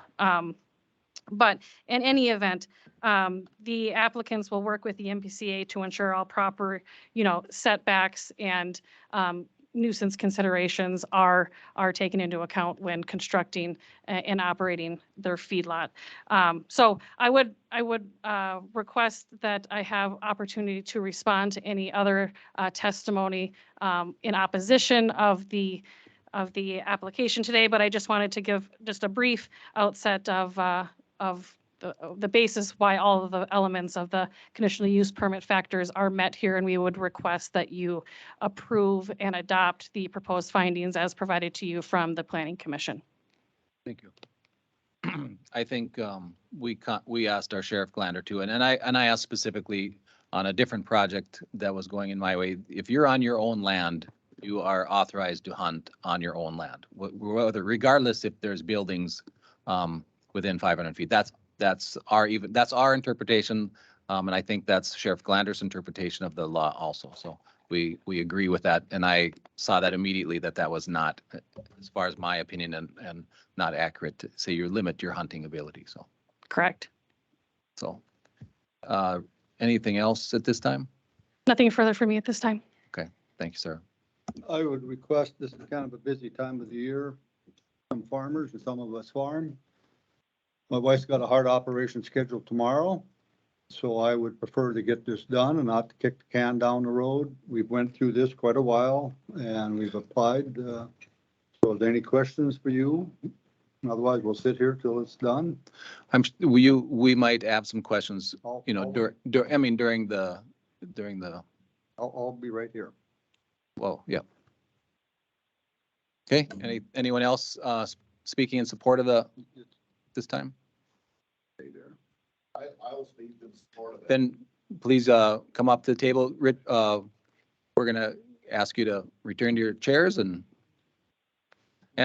whenever you come up to speak, we're gonna try to limit this to a few minutes each. State your name and address for the record. Rick Muff, you want my address? Yeah. 29654 Callaway, Minnesota. I'm a hog farmer in Becker County. I have hogs in Becker County and Clay County. And I just support agriculture in Becker County, period. I mean, whether it's hogs, animal agriculture, crops, whatever, but we need animal agriculture in Becker County also. That's what, where your corn and soybeans go. It feeds pigs and chickens and cows and besides the ethanol plant. And so I just support animal agriculture in Becker County, I guess, and I'm here to support it. So that's all I have to say unless you have any questions. You been to the site, Rick? Yep.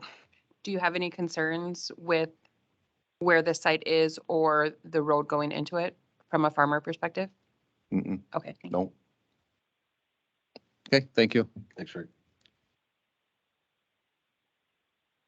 Okay, anyone else wish to speak in support at this time? Anyone speak in opposition? We got a couple people on in person that we'll take first, and then before we close, I'll try to remember the online people if there's anyone, and I will remember. Someone poke me if I don't, but so who's first? Okay, that's fine.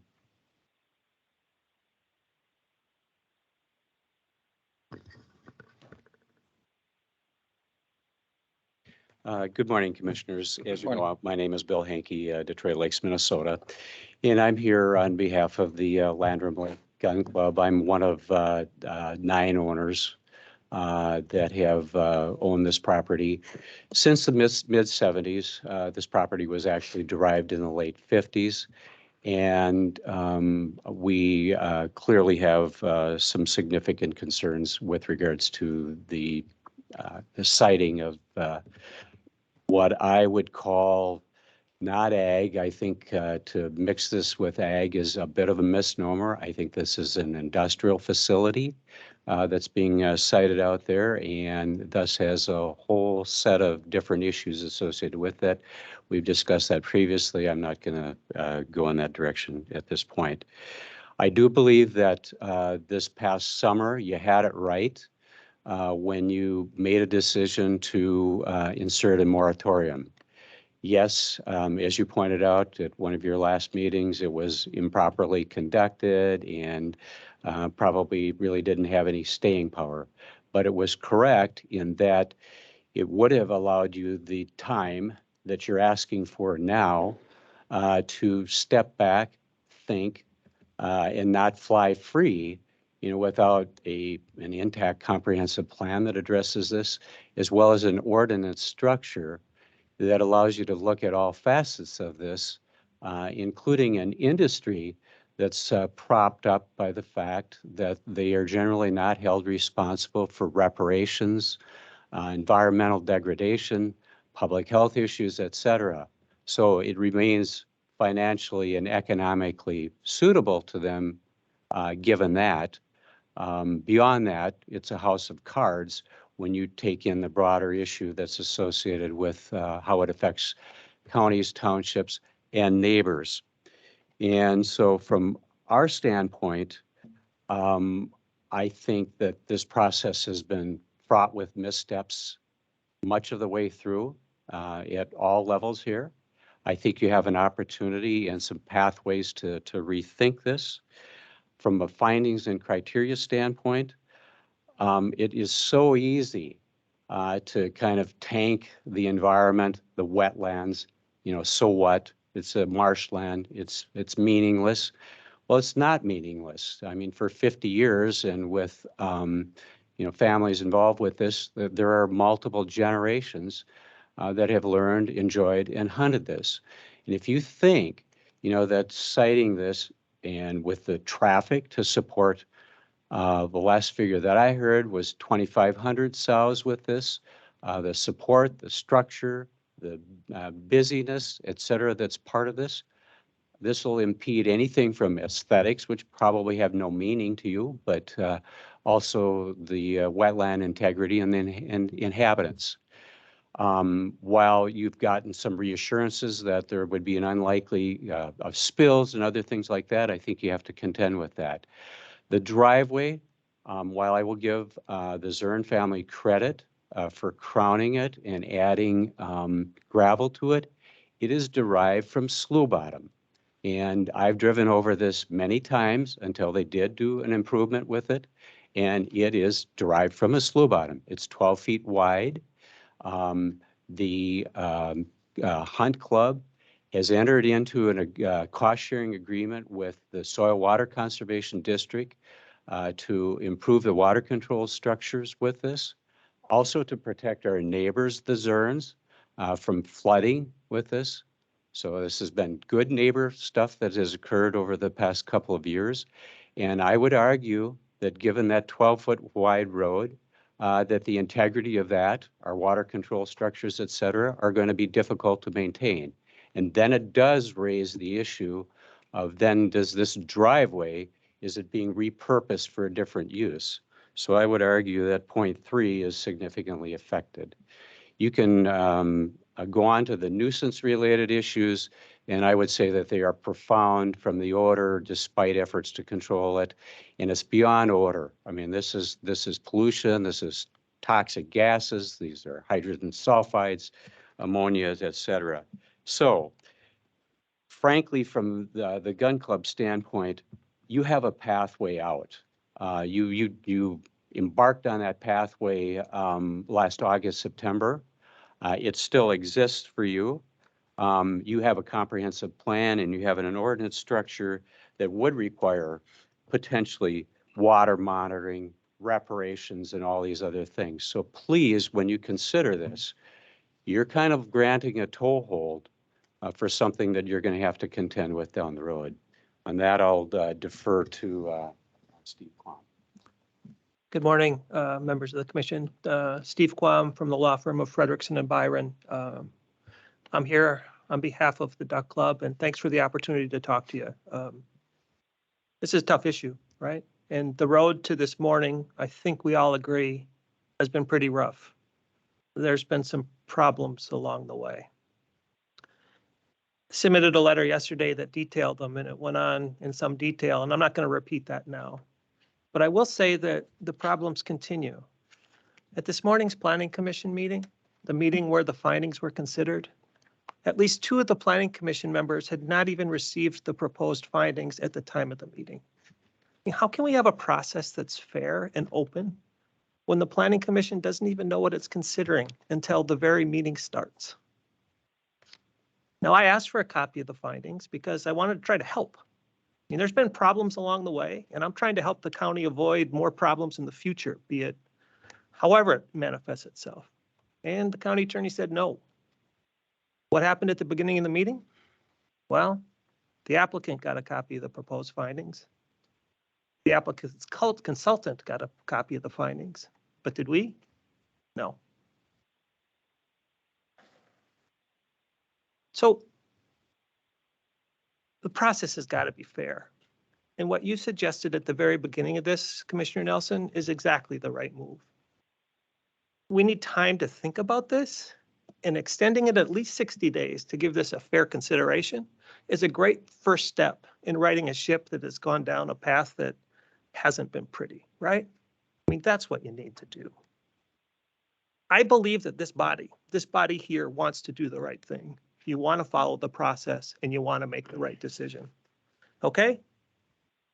And the issue before you, and this is important, the issue before you is, what does the ordinance say and does the record support it? right? This is not a referendum on whether these large feedlot operations are good or bad. That's not the question here. The immediate question is whether the application that was submitted, and I think you've all reviewed it, it's a red box. That's a red box on 150 acre land. You heard the testimony, or at least I hope you've reviewed the testimony from the Planning Commission meeting regarding what the proposed use may or may not be, okay? So as Mr. Henke indicated, you have an opportunity to consider the bigger issue in a more fair way, in a more detailed way, where all stakeholders participate. Before we talk about the specific factors that you need to address for the CUP, you need some context. Your ordinance itself says a CUP is a use that is generally not permitted, right? It's right in your ordinance. This is something that is not permitted. It's something that you need to make specific findings on so that it can be permitted. Planning Commission tended to say it's an ag use, therefore they win. That's not the analysis that goes into this. You have to look at the specific record and the specific application. I'm not going to repeat what Mr. Henke said about the use and enjoyment. There's 5 factors, 3 of them matter. The first one is the use and enjoyment of the neighboring property. There were 13 objections to this in writing. There was testimony at the public hearing. The record, if anything, supports that it will affect it. And you can't make a finding that it won't, given the record that you have. Big question regarding facilities. Your ordinance requires you to consider whether the facilities that will be provided are adequate. The response from the applicant is, well, we'll make sure they're adequate. You can't have an analysis of whether facilities are adequate until you know what they are. How can you make a finding when you don't know what's going to happen? In fact, look at this. Until the public hearing, people like me, people like Mr. Henke, we didn't even know how many animal units were going to be at issue. How can you analyze a proposed use when you don't know what that use is? Today, the use changed. It went from 999 to 960.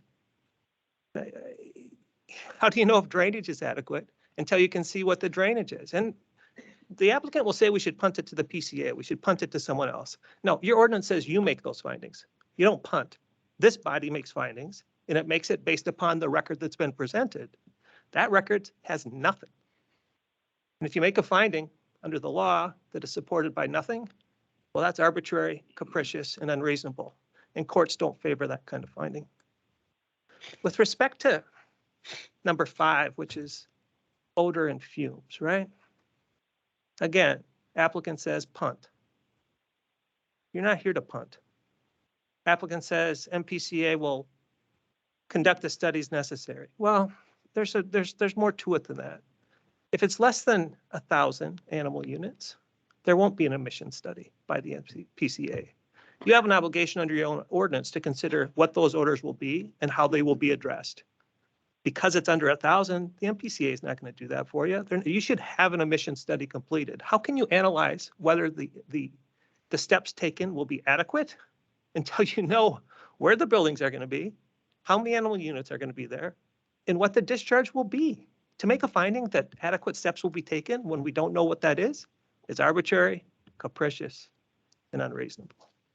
Last thing, and I'm sorry, this is long. I don't, this is an important issue though, so I want to give it fair weight, right? And if I'm talking too long, just tell me to stop. But it's shoreland, right?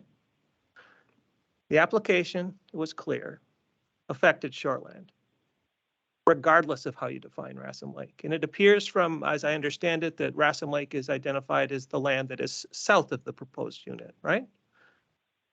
Look at the record closely. And maybe Mr. Hempel can comment on this. I don't know. But the body of water to the east, right? It's open water. And the statute doesn't say it's shoreland if it's 1,000 feet from Rassam Lake. The relevant regs say it's shoreland if it's 1,000 feet from a lake, pond, or flowage. The critical issue for this body that has to be decided is whether any of the wetland surrounding the proposed site is a lake, pond, or flowage. What does the record say about that? Well, we have a map from the DNR, from the public website, that identifies the open water to the east as a lake, right? It's there. It was submitted to the Planning Commission. It's there. It's in color. It identifies it as a lake. It's not the county GIS, which also identifies it a lake, but which at the public hearing, Mr. Varberg said, well, the GIS is wrong. No, this is a different document. It says the open water is a lake. If it's a lake, shoreline goes 1,000 feet to the west, and that's inconsistent with what's being asked. All right? Those three factors in the shoreline issue are important to get right, because if you get it wrong, it's a big wrong. That goes into my last point. This issue matters. And if what you do today, and if you grant a CUP today based on this record, based on a red rectangle on an aerial map, think about what happens going forward. There's no obligation for any applicant to provide any detail regarding the use, the facilities that will support the use, or any other aspect of the use. And because you granted it in this case, people will be clamoring to have you granted in every case that follows. So going back full circle, you have to get this right. And the record suggests that you can't grant it. And if you grant it today, it's even worse. And with that, I request that, two more things to clarify. One, and I apologize, two more things. Counsel for the Zerns was not at the Planning Commission hearing. I spoke, got 4 or 5, 6 minutes, not very much. I'll tell you one thing I didn't say. I didn't say that statute 97B.001 created a problem for the gun club. Now it was raised, but the gun club isn't saying you're depriving us of our right to hunt. You can still hunt. Don't get me wrong. That was never part of our presentation.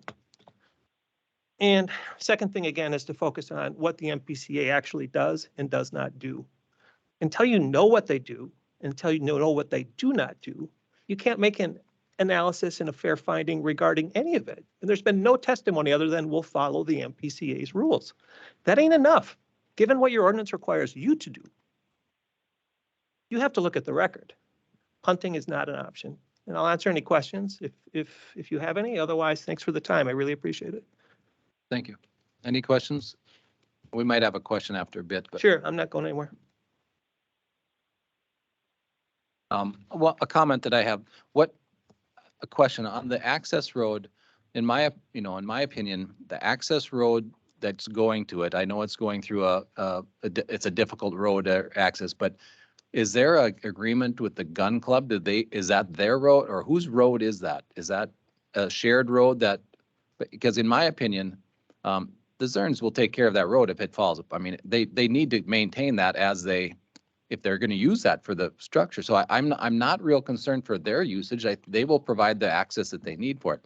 But is there something that I'm not aware of, that the gun club has some ownership of that road for access? So may I, Commissioner Please. Wilson? It's a question for a lawyer, and I don't know how much time you have. Not for lawyer talk. Right, exactly. So the question regarding who owns the road is a title question, right? I mean, if you go to the county GIS, which is the only information regarding title in the record, it shows that a portion of that road is on property where the fee owner is the gun club, right?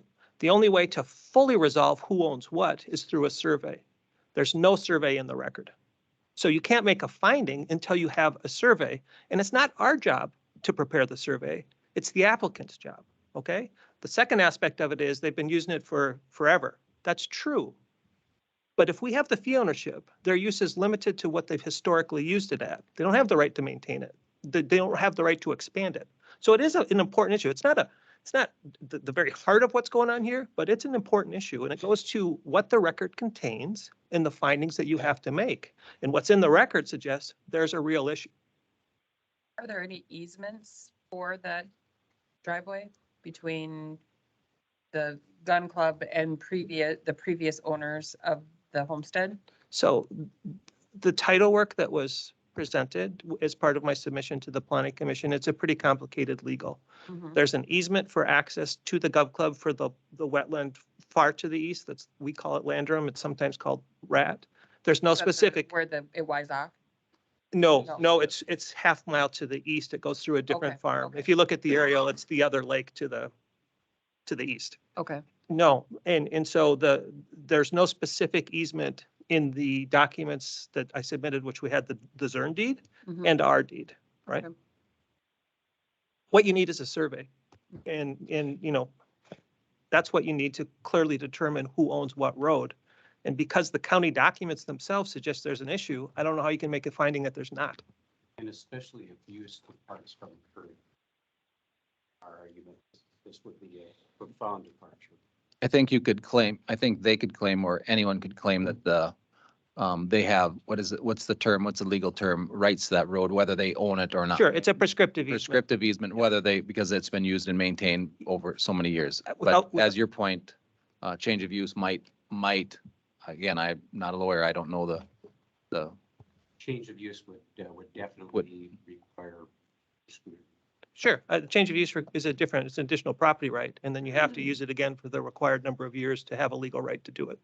And that's not happening. but it would be fair to say that if it was granted, that would be an battle between the two owners. I mean, that would, I mean, that legal fight would be, I don't know what, I don't, not sure where our obligation is to find out the legal. Your obligation is to make a finding that access is adequate, right? And it's in your ordinance. And if there's a question regarding access, you can't find that it's accurate. And if the applicant has a survey to show that they are the fee owners of the entire thing, they should bring it. I think determination of access is, I mean, for my interpretation of access, they have access, they can get access to that property without using that road. So they could access it from the other direction if need be. I mean, That's certainly possible, Commissioner Nelson. I mean, I'm just saying that that's an they have access to that property without, so if they, I mean, I'm just saying they have access to that property for what their usage, even if they had to build a completely new road in another area. That to me is what our legal definition of access would be. I mean, so they might, I'm just saying hypothetically, if they had to get different route of access, they could to that site. That's my point. That's what I think our legal obligation to access is. If I may, and I don't want to belabor this, you're not wrong. But the question isn't whether they could get access. The question is whether access would be adequate. And there's nothing in the record to suggest it. Now, you're speculating that it could be done. You're speculating that it could be done, but there's nothing in the record that suggests it will, or that's the plan. So, that's why you need an adequate record to consider, right? Can I read that again? Yeah, we have another individual on Zoom that has other obligations that would. Okay, I got the same message. So our next person that wants to speak is going to be Jamie that's online representing White Earth. Jamie, please state your name and pronounce your last name correctly so I don't butcher the last name for you. I'm familiar with that struggle. Thank you so much, Commissioners. My name is Jamie Konopacki, Konopacky. I'm the environmental attorney with the White Earth Band of the Minnesota Chippewa Tribe.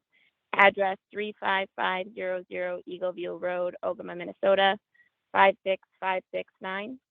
Can you hear me okay? Yes, perfectly. So I can get this out quickly, and I think high level reiterate what the attorney before me was just saying. At this point, there really can be no decision by the board that is not arbitrary and capricious and wholly lacking in evidentiary support. At this point, we have conflicting numbers now, according to the attorney from the Ogren Law Office, about even the most basic element of this project, which is the animal count. Within that, you absolutely cannot make the most basic assessment under the required factors in your zoning ordinance regarding nuisances and impacts to neighboring property owners. I'm happy to hear the consideration of suspension or tabling this matter. I think that's appropriate. Indeed, that was my intention in testifying today, was to request that the county board suspend a decision on the feedlot or deny the permit entirely. I think that once more information is available, the proper next course is to consult with the band and hold an additional public hearing. As the White Earth Band has made clear in 2 previous written submissions, a cup cannot be issued for the proposed Zurn feedlot because it has the potential not only for significant environmental effects, but for violations of the band's federally protected property rights. These rights include hunting, fishing, gathering, as well as water rights. In addition to violating your own ordinance, again, it's been mentioned regarding the nuisance factors and the harm to neighboring property owners. The approval of this would also conflict with clear tribal law. As noted in our comments, the band now has in place 2 laws impacting this proposal, a CAFO and AFO environmental hazard moratorium, and the band's ground and surface water protection ordinance. Both of these tribal ordinances protect, again, the band's federally protected property rights, hunting, fishing, gathering, and water rights. I'll conclude by saying that I have reviewed the findings of fact by the County Planning and Zoning Commission. However, as the other attorney mentioned, those were finalized and sent along just this morning. Indeed, the signed copy I received after the start of this meeting. And I noted in there again that they are wholly failing to address the federal property rights of the band, in particular, in looking at the harm to neighboring property owners. There was a perfunctory assessment, again, of the impacts to the neighboring hunting land and owners of that property. However, after noting the potential impacts to the hunting land, the Planning Commission stated that no adjacent property owner filed an objection to this application. That finding is patently false and also arbitrary and capricious. As I mentioned many times, hunting, fishing, gathering, and water rights are federally protected property rights. The band holds those rights not only on their reservation, but in the pertinent 1855 treaty territory. We formally objected based on harm to those property rights to both the Planning Commission. We renew that objection today. Again, we request that you suspend further action or deny the permit in its entirety. There's no basis for a decision in this matter that can't be arbitrary and capricious and wholly lacking in evidentiary support, as you've heard numerous times this morning. I want to thank you again for making the time for my testimony. The band hopes and welcomes the opportunity to further discuss the practical, legal, and jurisdictional aspects of this project with county leadership so that both governments can proceed in a fashion rooted in mutual respect and obedience to local, state, federal, and tribal law. I'm happy to take any questions if there are none. Thank you for your time. Thank you, Jamie. One question on the moratorium that the tribe has. What is the threshold to meet your moratorium for animal units? The threshold is for CAFOs, and then there's also a fact-specific determination for animal feedlots that are deemed to be environmental hazards.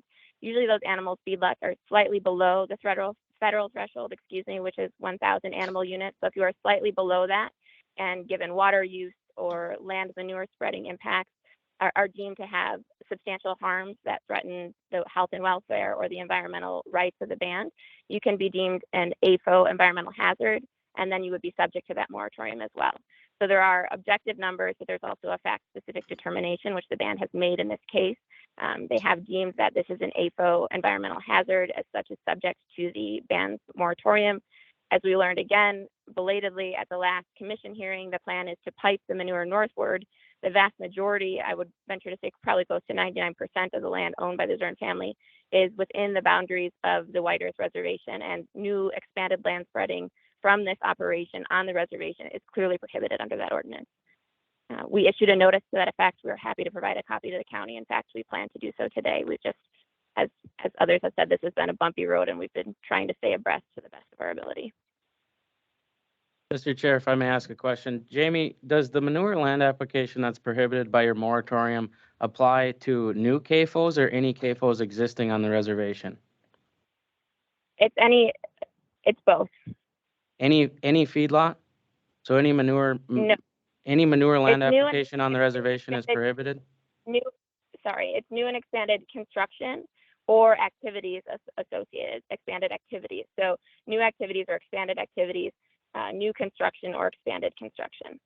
In this case, you have new construction and expanded activity. There is currently no spreading from this feedlot because it doesn't exist. Therefore, the new manure spreading would be new and expanded spreading on the reservation, as I mentioned, because of the property, to the best of our understanding, that they plan to spread on is on the reservation. And that new and expanded activity associated with the AFO environmental hazard is prohibited clearly under the ordinance. And that is fully laid out in a 4-page notice and findings of fact, conclusions of law that was sent to the Zerns on Friday, I believe. Just to be clear, an existing feedlot may spread manure on the reservation.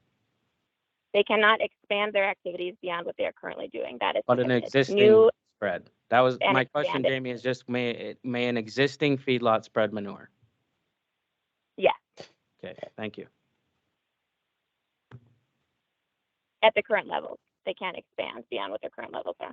Qualify. I think, And that ordinance, sorry, just to jump in, is also posted online at the White Earth website. But again, we can provide you a copy of the notice sent to the Zerns that includes a link to that ordinance. Well, which was passed last.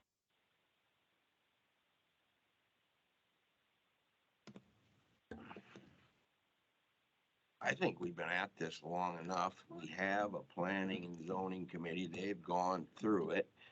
If you guys would change the federal and state laws so that we have those. And if you want to change something, don't take our county and set it aside so there's not a level playing field. Our farmers have to compete with all the other farmers. I mean, we have federal and state laws to protect the environment, and if they're not good enough, then you should go work on those and change those. But we've drugged this out. We've been through a lot, and I think that we should move on it today. That's my opinion. well, it alarms me to see or to hear people thinking that we should overregulate application of manure and fertilizers on land. It really alarms me some of the comments that I've heard today. And I think I think that's concerning to me. I think a lot of farms apply liquid manure and dry fertilizer and dry manure on lands. And if it's done properly, I don't know how you can argue that that's not best management practices for farmers. It's a very alarming to me what I've heard. Now there are concerns that we need to take into account, absolutely. But when we start limiting farmers' ability to do their work and do their job, it's not. I think this is a very serious case that we're dealing with here. To hear that type of language is not acceptable to me. I mean, but I still have concerns about this. I still feel that we need to make sure we investigate all the concerns that are before us. As I think we've said, I don't feel this will be a harm to the hunting itself. I've hunted on land that's had manure spread on it on my own land, and I mean that's what country is. But there are concerns that are raised here. But we're going to continue on if there's other people wish to speak on this. Willis?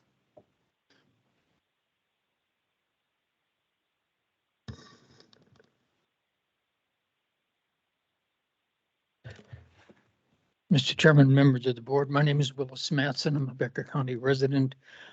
You're here on behalf of the Isaac Walton League of America. We have approximately 45 members in the local chapter and hundreds of members statewide.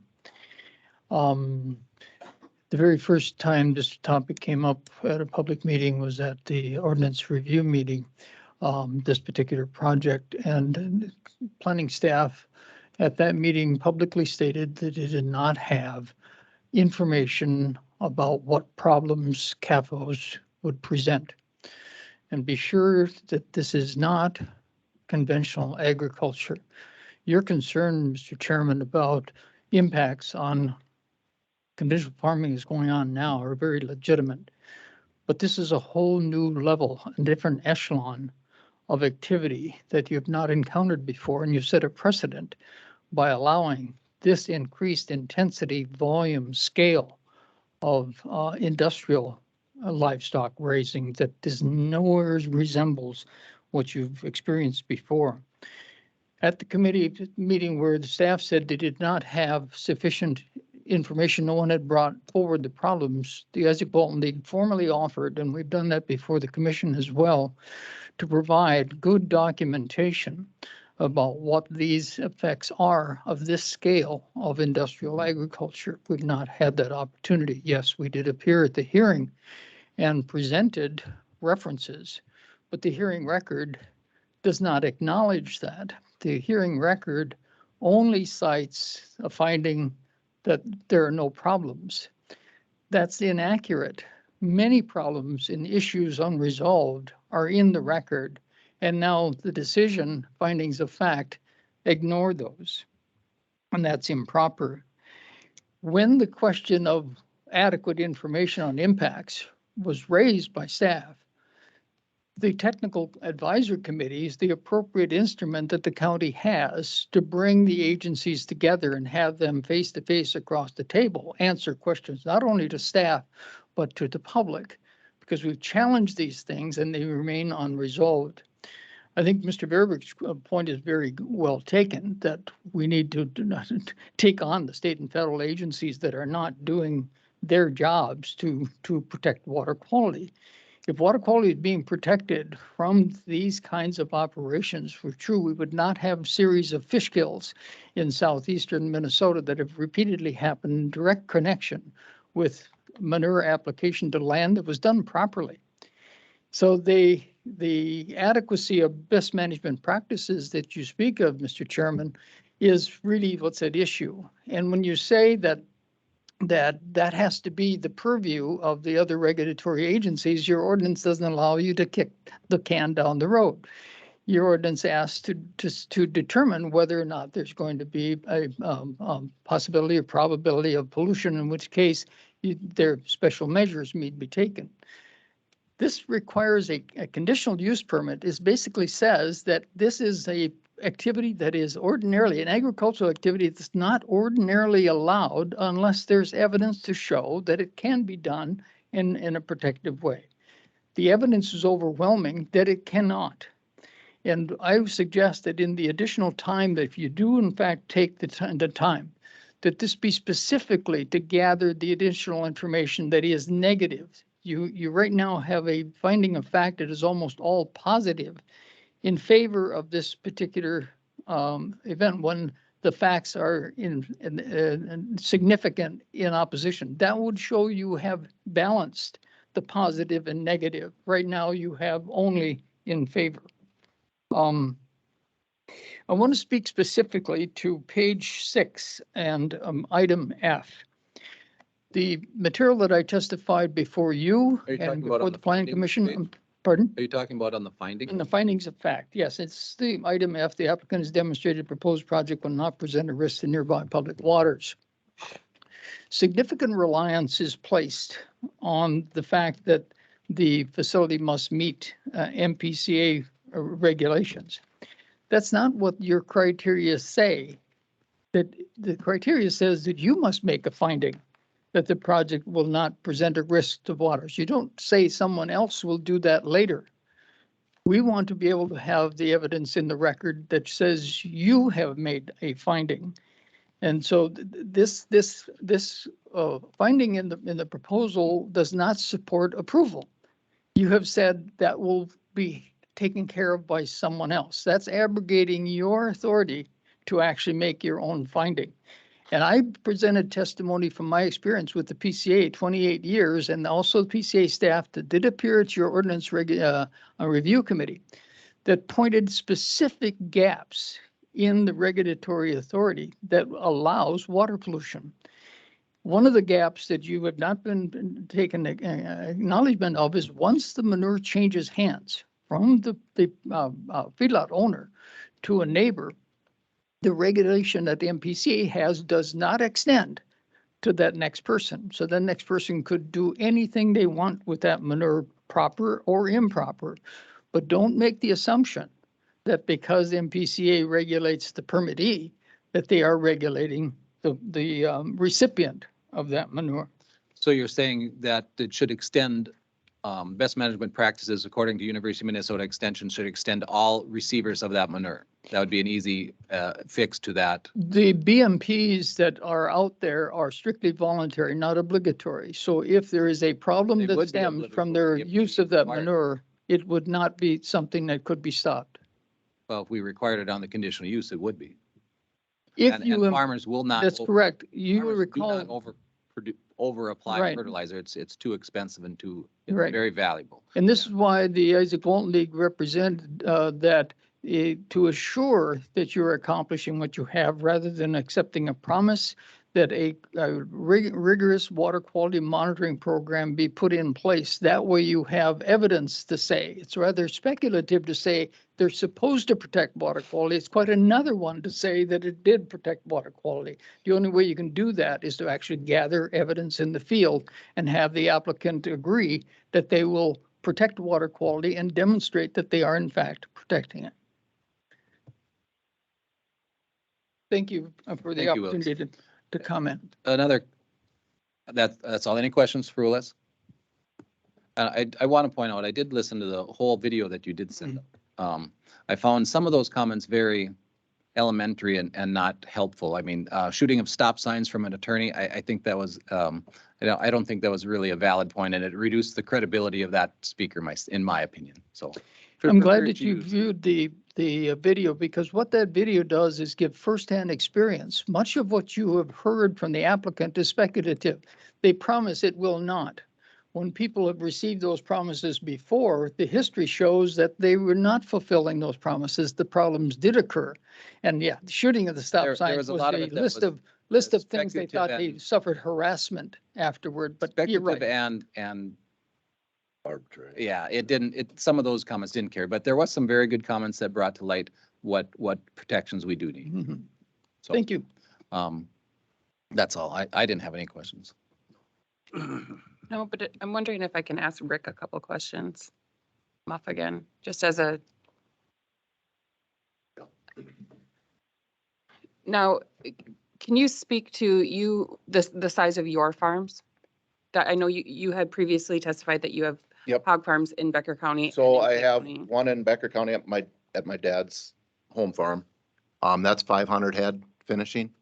So that would be, that's not a real, that's like 250 animal units, I think, or something. I don't know exactly I don't remember what the finishing is for animal units, but anyway, and then I have a 2,500 head over by Hawley, which that's in Clay County. So, And I'm going to ask you this yep. about the one that I believe you used to own on the Roger Wacker one. No, I didn't own that. Or one. I just managed that. Okay, how many pigs was that one? 4,800 4,800 of of finishing. finish. And Just can you finishing. define finishing? Pig from 50 pounds to 280 pounds. So how does that differ from what Zerns is proposing, if you don't mind me asking, just so I can, Theirs is a sow unit, 2,500 sows, so sows Okay. are 400 or 500 pounds. okay. So, The reason I'm asking is just because what Willis has said is that we don't have this size of farm currently in Becker County, so I'm just trying to process. I guess can I say a few more things or? Yeah. I guess that's it. Being a producer, that frustrates me that everybody's saying this is industrial agriculture, whatever you want to call it. It's not. This is the way agriculture is going. It isn't no different than BTD or Lakeshore, whoever expanding in Detroit Lakes. It's everything. You guys all know it. Everything just gets bigger and bigger. I don't like it either, but I can't make it on 150 sows in the backyard. I just can't do it anymore. And the pigs I raise, I don't own the pigs. I'm raising them for somebody else. I'm actually raising breeding stock for a breeding stock company. And that's I'm assuming that's the way this operation is going to be set up. I don't know, and I don't need to know, but a lot of these sow units are built. Smaller family farms invest in them, and then they get pigs back out of them sow units to take back to finish. So that's just the way the industry is going. I mean, like I said, I don't necessarily like it either, but and also we try to do the very best we can environmentally, with all the regulations. We do the best. I mean, we want to be good stewards of the land. We want to be good neighbors. We're not here to, once these facilities are up and running, they don't even know they're there. My case in point, when I built the unit in Hawley, and it's been probably 10, 15 years ago now, I went through the same process. It was about the same thing. It was not fun. I had a neighbor that was not real happy with me about a mile away. He wasn't real vocal, but he was at the meetings and stuff. I seen him in town and talked to him about a year later. And he said, "Do you have any pigs in that barn? I've never smelt it." He's a mile away, but so. And that's true. I've been up there and looked at it. I think some If of I you hear- have been at my site, but A feed lot is, to me, is something that sounds dirty and manure everywhere. And that was a very clean facility. inside and out, and I could not believe you had to get right up to it to smell it. I'm not saying it's like that all the time. No, but and when it's I was not. there, I- you had they to smell walk right up sometimes. to it. And I'm so, not gonna deny that, but I appreciate that. Thank you. yeah. Well, when we did this, when we went through the other one, I did travel over to Clay County and happened to stop right next to a hog barn and it was active. And there was a gentleman right across the road, not 200 feet from it. And I stopped and talked to him and he said, well, you stopped and talked to the right man because he grew up right across the road and he was mowing right there. And he said he didn't have any problems with the hog barn. There was a lake right down the road from it. And he said they've never had complaints. I mean, so the odor is being mostly controlled. Now, when you apply, there's gonna be odor. So I think we need to document these things and I mean, I think the odor is not as bad as what some people are anticipating. But Right. I think we need to document and that we've done our homework and we'll go on from there. And you're right, the farmer is not gonna waste that manure. It's way too valuable to just go spread it on the land. It is used and applied at agronomical rates. I mean, they variable rate apply it, they can do that.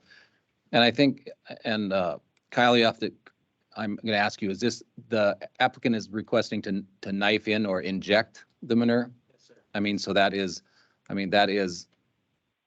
it reduces the risk. I think some of the concerns that Willis brought up on fish kills, I think that's over the top, most likely. And that has a much higher rate, I mean, more likely to run off. So this would be much safer. And I got to remind everyone, these fields will have fertilizer. If there's corn going in that field, it will have fertilizer of some sort. It's not whether they will or won't. It's going to be fertilizer, or you can't make money. You can't make an acre of corn grow without fertilizer. I think we'd all like to go back to the day where our parents had a couple hundred acres and I grew up with sheep and cows and chickens but there's nobody that wants to work as hard as my dad worked. So. And I think you can still work that hard. You just You can't can't. financially make it. Yeah, you can't live off it. So. To answer your question, Eric, I think that 4,800 site over by Evergreen, I think animal unit wise, that would be comparable to this site. That's what I was I think. thinking. For animal unit wise. Yep. Okay. Thank you. You know, Is that it? yeah. So I got a question. So like a sow or a pig, that's a hog, whatever they're called, is from 55 to 300 pounds is 0.04, right? And over 300 is 0.05. Animal unit? No, I think it's 0.4 and 0.5, I think. It's just over 50. Or 0.5, 0.4, 0.5. Not 0.4. I mean, so what I'm at, my question is if they get larger, are they then finished when they're under 300 pounds, or they get larger than 300? Does it come a 0.5 and that increases the animal unit? Yeah, they're at 300 pounds, they're finished. The Okay. barn is, That was just my. they're sent to slaughter. Okay. A sow is, it's kept for a No, while. I just wondered if that would, Yeah. it would, because the only reason I'm asking is then the environment would have to get involved or whatever the. Yeah, no, at Yeah. a finishing site, they're gone after 300 pounds. So what if you expand, make it larger? Then Then you have to follow the regulations of the. If you would add more buildings, you mean, or actually expand? Or if you, let's say you expand and get large, let's say your building is large enough for whatever you have, or, bigger or something, and you have the ability to expand, does that affect? Yeah, the you'd have to go environmental through survey the or? permitting process Okay. again and stuff, Okay. if you want to expand, Yeah, yes. no, I'm just wondering, Yeah. because I know if you're under 1,000 animal units, then you don't have to have that environmental survey, or whatever it's called then. But you can't add to a current barn and pop over that then you would hit. That's that. what You would have to, yes, you would have to go through the permitting process. So Dave, just to clarify, the threshold is 55 pounds. Over 55, there's no 55 to 300, 3 to 500 or anything like that. Under 55, you go to 0.05. Okay, that's what. Point 0.05. 0.05? Yeah. Point. Under 55. Is that MP? And then it goes up to 0.4 and 0.5 over 300, but they don't get over 300 because they're slaughtered. so under 55 is 0.0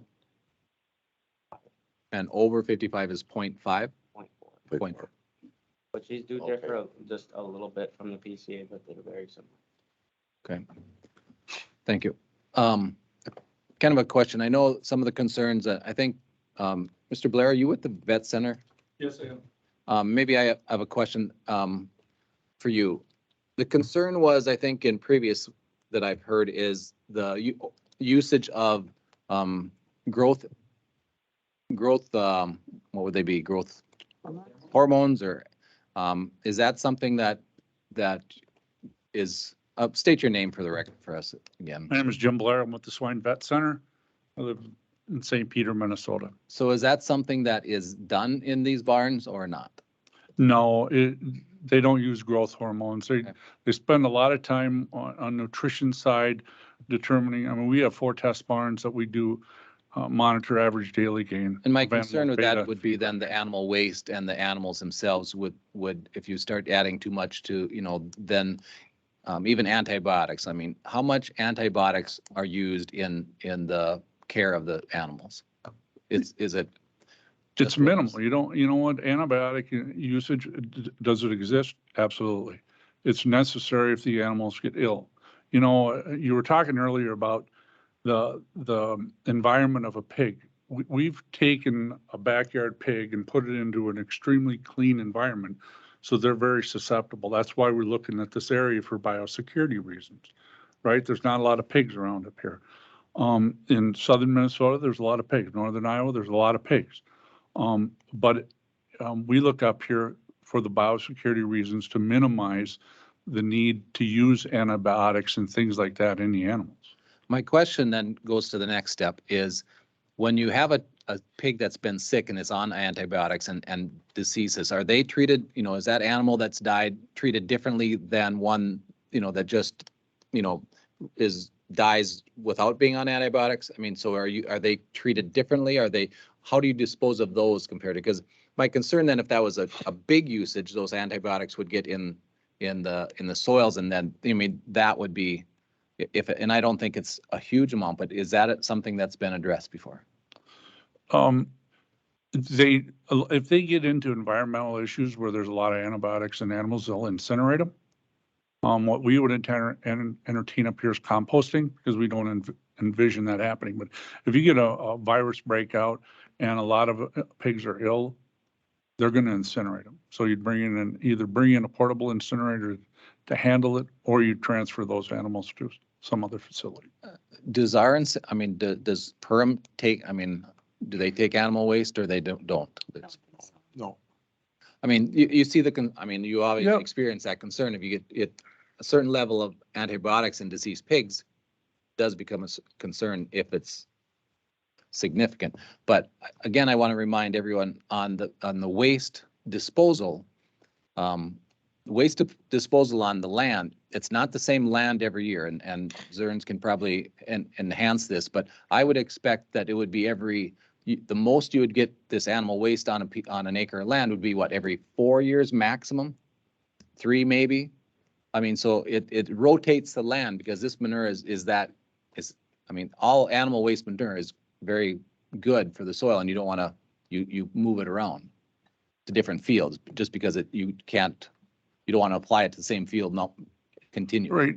Typical manure applications, like Kyle said, we do drag lines, we'd knife it in, but you're going to do soil testing of the land, and you're going to do a determination of what crop you're going to plant to determine the amount of N, P, and K that those crops can uptake, where the current level of those are at with the soil. And you're going to only apply the necessary, you're going to test your manure, and you're only going to apply the amount that's necessary to sustain that crop to a 230 bushel acre, right? Right, but you're not going to just slop it on.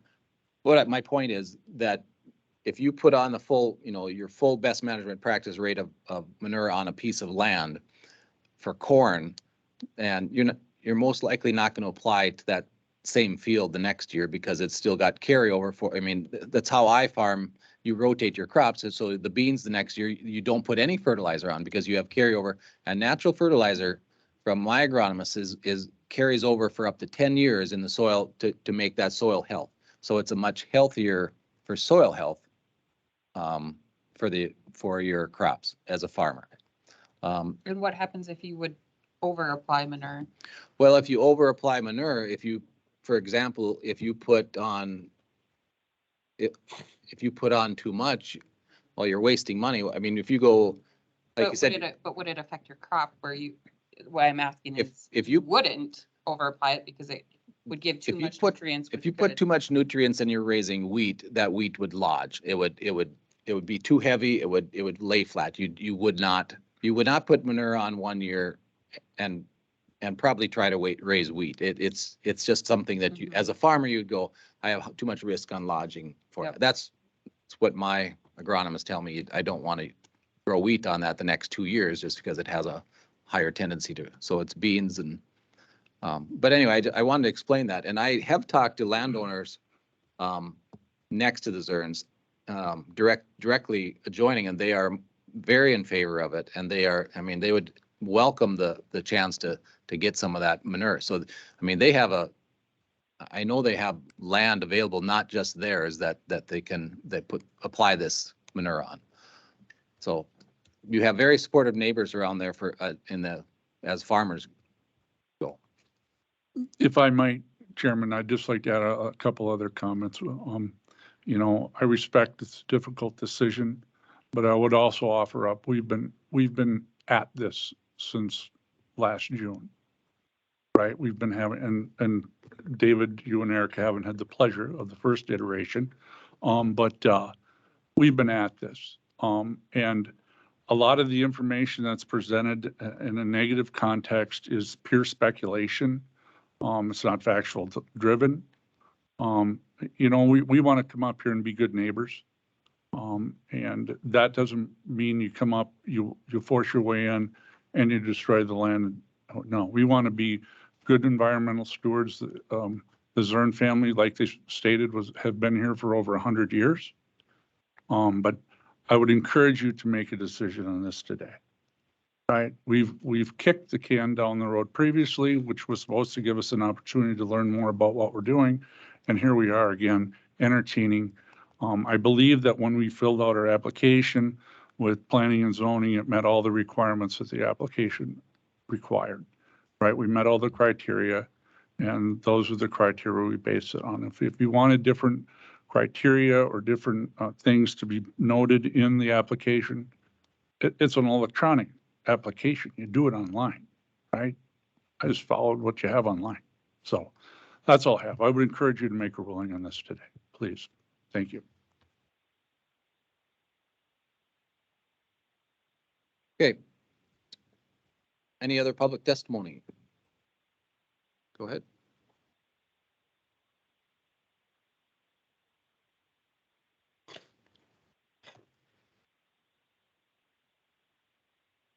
Okay. Mr. Chair and Board, my name is Steve Lendl, and I'm one of the new guys on the Planning Commission. And I started about a month ago, and not knowing much about how it operated, I feel like I'm really walking into a can of worms here, and the learning curve is pretty steep. So I've done some investigating and I've done some looking as best as I can. And I have a little report here that I'd like to. Steve, is this anything different than what you've expressed Yeah, in it questions is. on at planning and zoning meetings? Because we've read your testimony and your vote is counted at planning and zoning. I'm just curious on you're not speaking on behalf of planning and zoning here today, being you're a member of that board. Are you speaking on your own behalf or what? Both, I think. As a member of the Planning Commission, it's my job to make sure that the application is complete, the things that are going to be done are done in a safe way that is not going to harm the people in Becker County. From that respect, trying to understand and make sure that the county Please go ahead. makes good decisions. Make your point then. Okay. So I think what you just heard here, the discussion from various people, is what should take place. This has been great. It kind of enlightens everybody and so forth. And I think the um, part of the process here, there's a technical committee that used to meet on something that was big. I know AIS, there was a technical committee that would meet at that time and trying to figure out how to handle that. Well, a technical committee should have been probably pulled together here. You get all the agencies involved. And in this case, there's some controversy about the conservation officer and what their role is, or the hunting, the shooting on property. He would be part of that. And so those questions could be answered. And the discussion here was a perfect example of that. And so at the end, when everything gets said and everybody has had input, then you can make a decision that is relevant and beneficial. And I understand that the DNR didn't show up, PCA hasn't shown up, Soil and Water, I'm not sure who represents them. There's a number of different agencies that didn't show up to testify, but it's really the job of planning and zoning to call these people together. If you sit back and wait for somebody to show up, there's various reasons why they aren't going to show up. Well, if you call the meeting and invite them. Steve, do you have something particular to this application? Yeah. Besides process? It's a sort of a solution to what didn't happen and what should happen and how. Are these conversations that should be better held after this meeting then? I think what you're trying to say, Steve, is really, I understand that there maybe was something that could have happened and maybe would have made this process better. However, because that's not part of our zoning, it didn't happen. So I think this is a fantastic conversation to have and what we need to consider as we're moving forward with our comprehensive plan. Because, you know, in the future, you know, that would have been good to have these questions answered. But for this particular application, that wasn't part of the zoning, so that's not something that we can take into consideration in making our decision. Okay. Because it wasn't written or wasn't part of the zoning procedure, I think it would be really wise to postpone this decision into June, whenever that date was, so that this process of getting together the technical committee to let people talk, and even though it's not required, it would be a wise thing for the board to do to help make this decision better. This is not going away. It'll come back again in another place, another location. And so we're going to be hit with it again. And so we need to kind of set the tone at the start of this of being thorough in the investigation on the impacts. And so in the future, we can make a better decision. And that's one of the conclusions that when I get done is that's what I'm going to say here basically is about waiting. Okay. So as far as the 500-foot impact rule, I talked to the conservation officer and clarified a little bit of that. He said that if you shoot, if you shoot on your own property, you can be as close to a building as you want. But what happens is it gets down to what is considered safe. And that's where he comes in, where if he gets a complaint and he goes to investigate it, he looks at it from how safe is it? It may be legal, but there is a safety piece that comes into play. And that's what he goes on at that point. And so that would be something that a conservation officer at a technical meeting could verify and explain and to everybody's satisfaction. So that piece is out there. So I think we should be hearing from conservation officer. As far as the application goes, the parcel number on the top of the application is for that whole area. And as far as the question underneath that asks about if there's shoreland, and the application said no. The shoreland is on the south edge of that property, and it would extend 1,000 feet up into the property. And so as far as the parcel goes, which was at the top of the application, there is shoreland on that parcel. Now, it was argued at the Planning Commission this morning that it refers only to the site that is going to be constructed. But the next one of the lines right down below that parcel, it asked about the address. And the address is for the entire parcel. So you're looking at answer, which was no, as far as shoreland goes, but it's the parcel that is listed on top. And so that parcel does have shoreland. The answer to that question should have been yes, is the way I see it. And therefore, question 6 down below needs to be answered. And so it wasn't. And if that is indeed the case, that there is shoreland abutting that parcel, then that application is incomplete and needs to be either denied or sent back.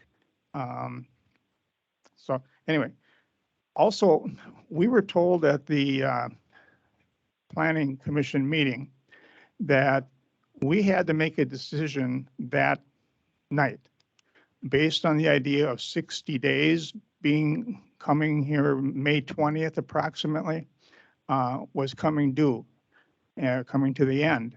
And we had to make a decision that night. That's what we were told. And as I found out later after the meeting, it turns out that the Planning Commission has the ability to extend the time period. I know the board does, but the Planning Commission, and I've talked to Pat and Brian, and this morning, I believe Brian confirmed that the Planning Commission does have that authority to extend the time period. Given that, if we had known that, I think maybe, I'm not sure. I know I would have advocated for promoting the extension to get more information, to get a better decision made. And so we were told something that was inaccurate. And that, I feel, influenced, it influenced me as far as trying to hurry up this process. And we didn't have to hurry it. We could have waited. We could have extended it. So we were told something that wasn't true. As far as Rassam Lake, the discussion is that the Rassam Lake isn't where it was on the map, and it's to the south, and that's shoreland, and that got changed the day of the Planning Commission meeting. It didn't get changed ahead of time. We were sprung with it, or they sprung it on us, or somebody did. I guess Kyle explained that that isn't the lake. The water isn't the lake. It's actually to the south.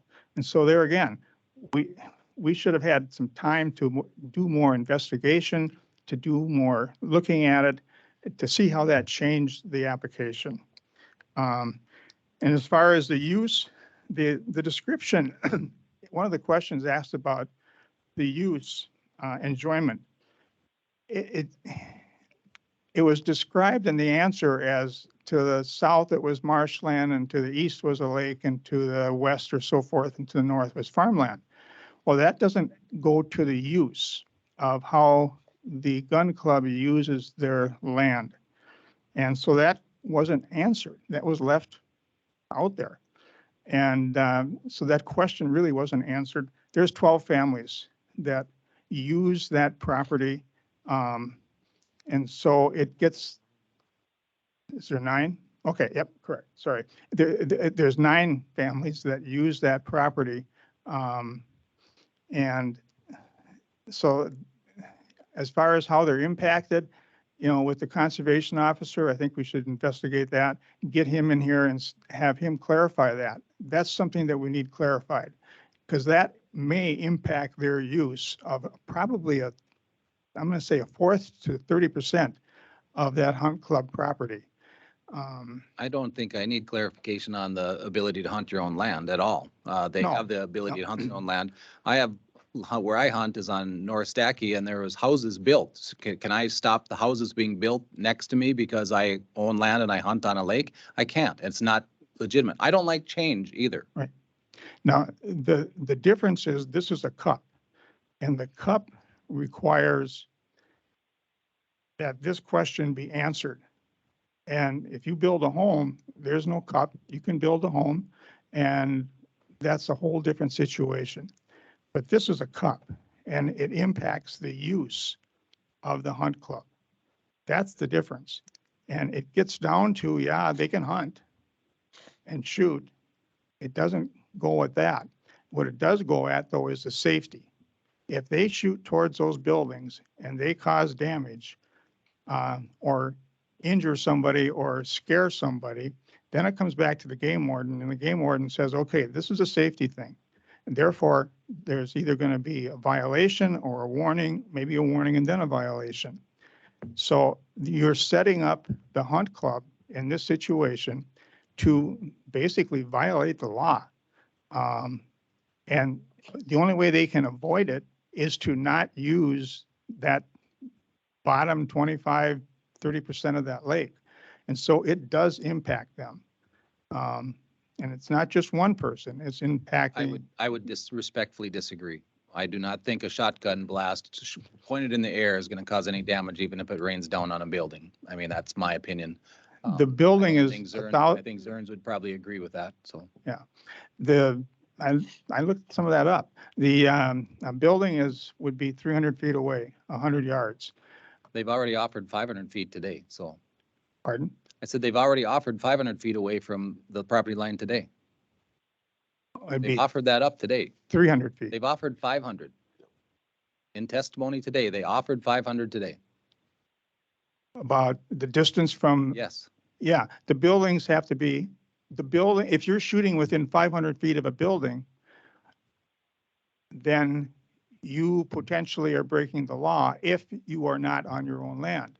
If you're on your own land, you aren't breaking the law. But what I'm trying to say is that it becomes a safety issue. The game warden is going to say, okay, you were legal, except you Thank broke you the for law concerning Thank you for safety. that. Now, please move on to the next item. Okay. Let's see.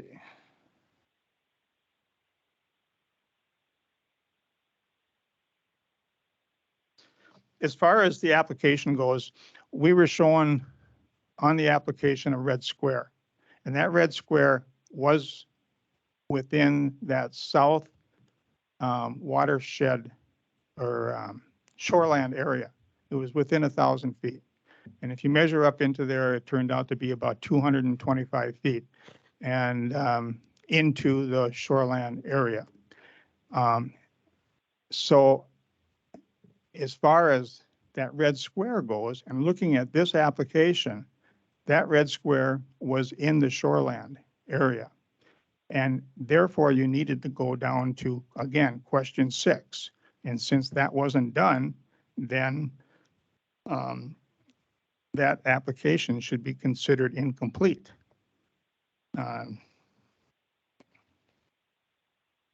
Now, since then, I believe Kyle has worked up a map that shows that that site, that red square, has been moved.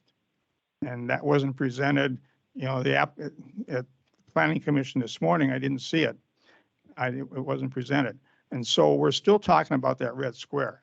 So as far as the application goes, the red square is still within the watershed area.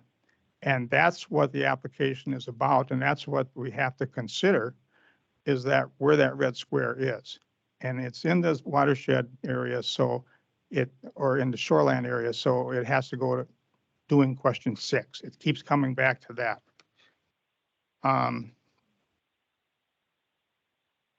Let's see here. So anyway, the road, we talked about that. So that's taken care of. As far as what I would suggest that this board do is that the planning commission was inaccurately told some wrong information about what our ability to operate is. And so we were told wrong. And I would see that the technical committee would be an important piece to do for you guys to put in place. And between now and end of June, when you would meet again, is you get everybody's input. And it sort of becomes a discussion like we had today, where everybody gets a chance to clarify and to ask questions. And so when we come back to this, to the board here, or maybe you send it back to the planning commission with the new tech, with the getting dry here, with the tech committees and the information that they're going to find, they may want to present to the planning commission new findings. So what you would do is send it back to the planning commission and let us take another shot at it after the technical committee has looked at it and we've got all these kinds of questions answered. And so when it comes back to you guys, it's clear. And that would be helpful to you. And so postponing it is a good thing to do, to make sure that this is done right.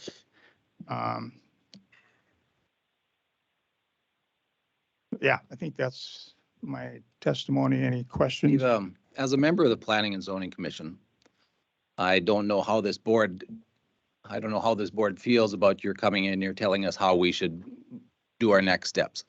Just like I was talked to by another board member telling me how I should be voting in favor of or in denial of future projects that another planning and zoning member told me.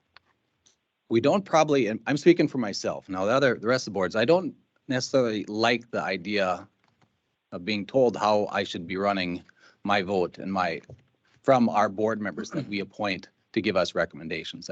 You made some excellent points in your planning and zoning testimony and questions. I read them. I think they're very valid, and I want to thank you for that.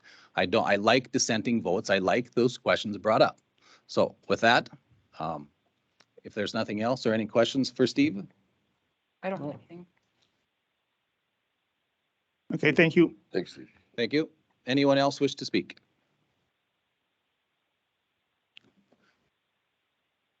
Now we got to limit the time, I think. Yeah, I'm just kidding. yes, I won't take much of your time here.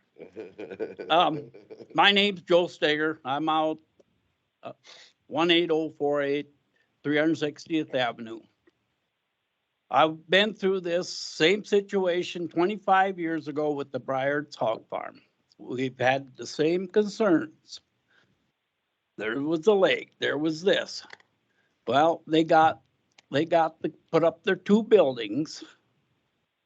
And later on, they've extended. They have 8 to 10 buildings now, and it hasn't changed the environment out there whatsoever. So I'm just. Thank you, Joy. Let you know that that was a good decision. Thank you.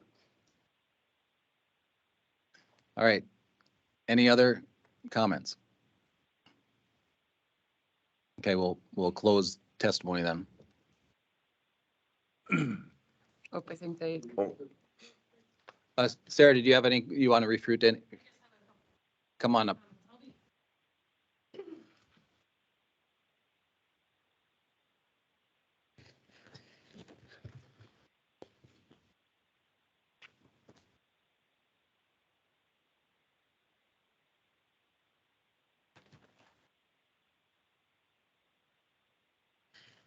So there are 2 kind of common tactics in lawyering when you come before a governing body. If you don't know what to make for your case, one, you can use fear and intimidation, or you can throw up a lot of issues that try to confuse the issues that are at hand.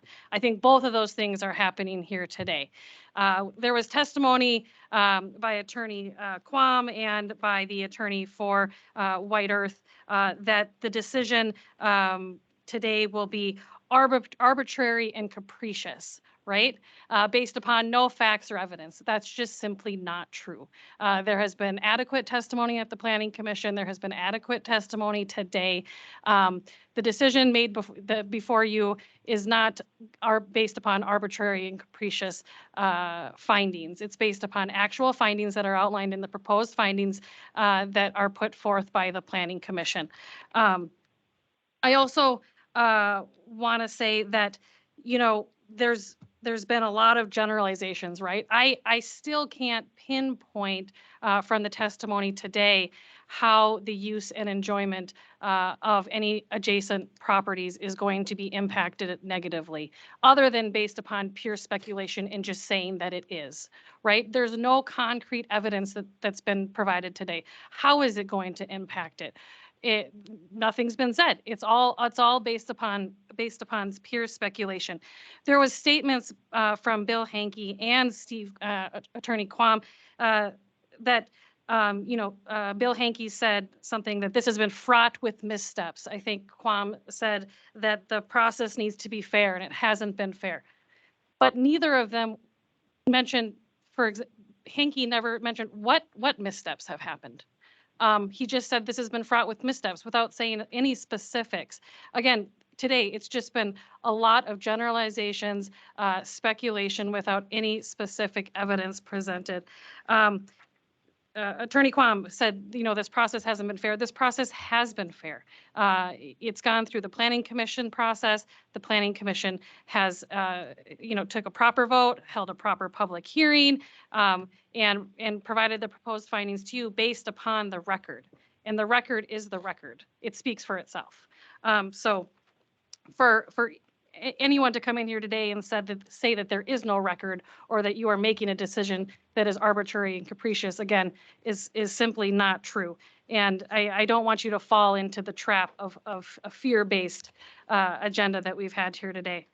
I want to just touch on a few other things. It's everything is outlined by the Planning Commission, that the DNR has been provided notice of this. The township has been provided notice of this. There have been no objections made to the application. And so, the fact of the matter is that there are counties across the state that work in conjunction with the MPCA with respect to feedlots. Becker County, as I said at the beginning, is just not one of them.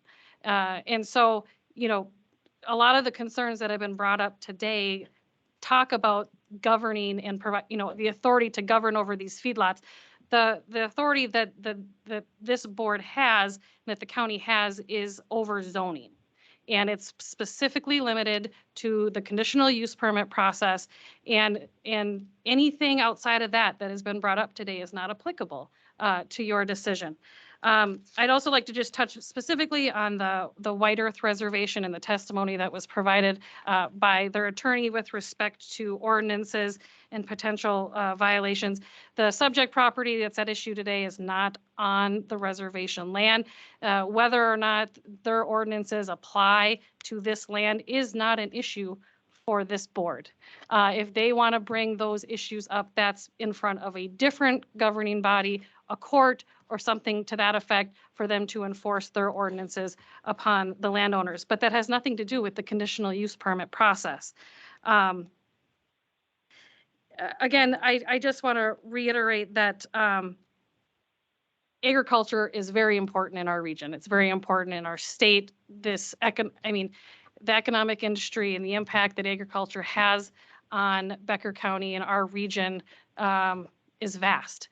And there is no evidence today that shows that this is going to have a negative impact on any of the adjacent landowners, that it's going to impede any development of property within the vicinity. And so based upon that, I would request that we don't kick this can down the road any further. I do believe that there's adequate facts and testimony before you today to make a decision. And so we would request that the commission make a decision today. And I believe my client has a few other remarks that he wants to make as well. If I may, Bill Zern, I'm going to address a couple questions. The questions came up with the gun club. I've met with Mr. Hankey, Mr. Quam. I know him and his brothers and his dad. They've hunted on my land. One of them called up and asked if they could hunt. And I said, yes, I've never turned any of them down to hunting on our land or getting up. I mow the road coming in. We keep the road up. I bought the land in '04 from Lauren Jetvig. He said I own the road. We've graded it and maintained it, and we plan on doing that again. We have no trouble with that. When you come up the driveway, it goes to a building site. Since I've owned it, there've been two different people that owned that home, and they had no trouble going back and forth or had any restrictions on that. When we harvest, it's generally in the fall, as we all know. I've hauled sugar beets out, corn, soybeans, and wheat, and we go out. It's never bothered the gun club. It's never bothered the road. We don't take our headers down there and whatnot, so they can always access. We got that, so there's no trouble on that. And the other question that came up was on a reservation. I'm off the reservation. When I got sworn into the Air Force a few years ago, I was supposed to protect and respect the Constitution, which I think I have, and I think most people do. So what we're trying to do is right. It's the law. Now, what happened in 1855, none of us had any doings on that. The new reservation didn't. They can hunt, fish, and gather. And they can't hunt or fish or gather the hogs. They're going to be in a building. As far as shooting, it's in the cement building. So I'm sure these guys, even if they're a poor shot, which I can witness, that they will not hurt the cement building or the hogs inside. Can we clarify that? The other thing, the guy that gets up and talks zoning, that's passed the zoning 2 or 3 times. This morning, he was the only dissenting vote. Here now, when you guys make a decision, you'll be 5 to 4 or 5, whatever it is, it's going to pass or fail. He is really out of line for questioning what he did on zoning, and I think we did. If you guys don't want a zoning, kick the damn thing out. But being we have that, we've taken the time, you pay the people to do that. You have certain rules, whether it be a house or whatever. You were sitting at the meeting this morning, Erica. Was there any question that you did not understand, that he had a hard time understanding? Mr. Zern, please don't. Oh, okay. Don't address. All right, forget that. So I'll retreat that. But anyway, so I'm ask you and beg of you to do this. We've been on a long time. I've got other things. If we're gonna worry about everything else, 10 years down the road, most of us will be dead and who knows? So, please go ahead and act today. Whether it passes or not, it's up to you. There is a 60-day rule. If you reject it, you have to have a written statement given to us. And as far as the tribe, when they presented that statement on Friday to my wife, which has a heart condition, I'm just damn glad you didn't have a heart attack and die on the spot. They stopped at my shop. My son was there. He could have been in contact with me. So I wish they would be kind enough in order to do that, please, from now on. Any other questions? Any questions for Bill? I don't. Thank you. Bill, and I want to stress too that whatever happens today, I want to wish you and your family well. I know Carolyn's Yeah, I got that. praying for you. Yeah. Okay, any other comments? Nothing further. Speak to a couple of points. Yes, if we could.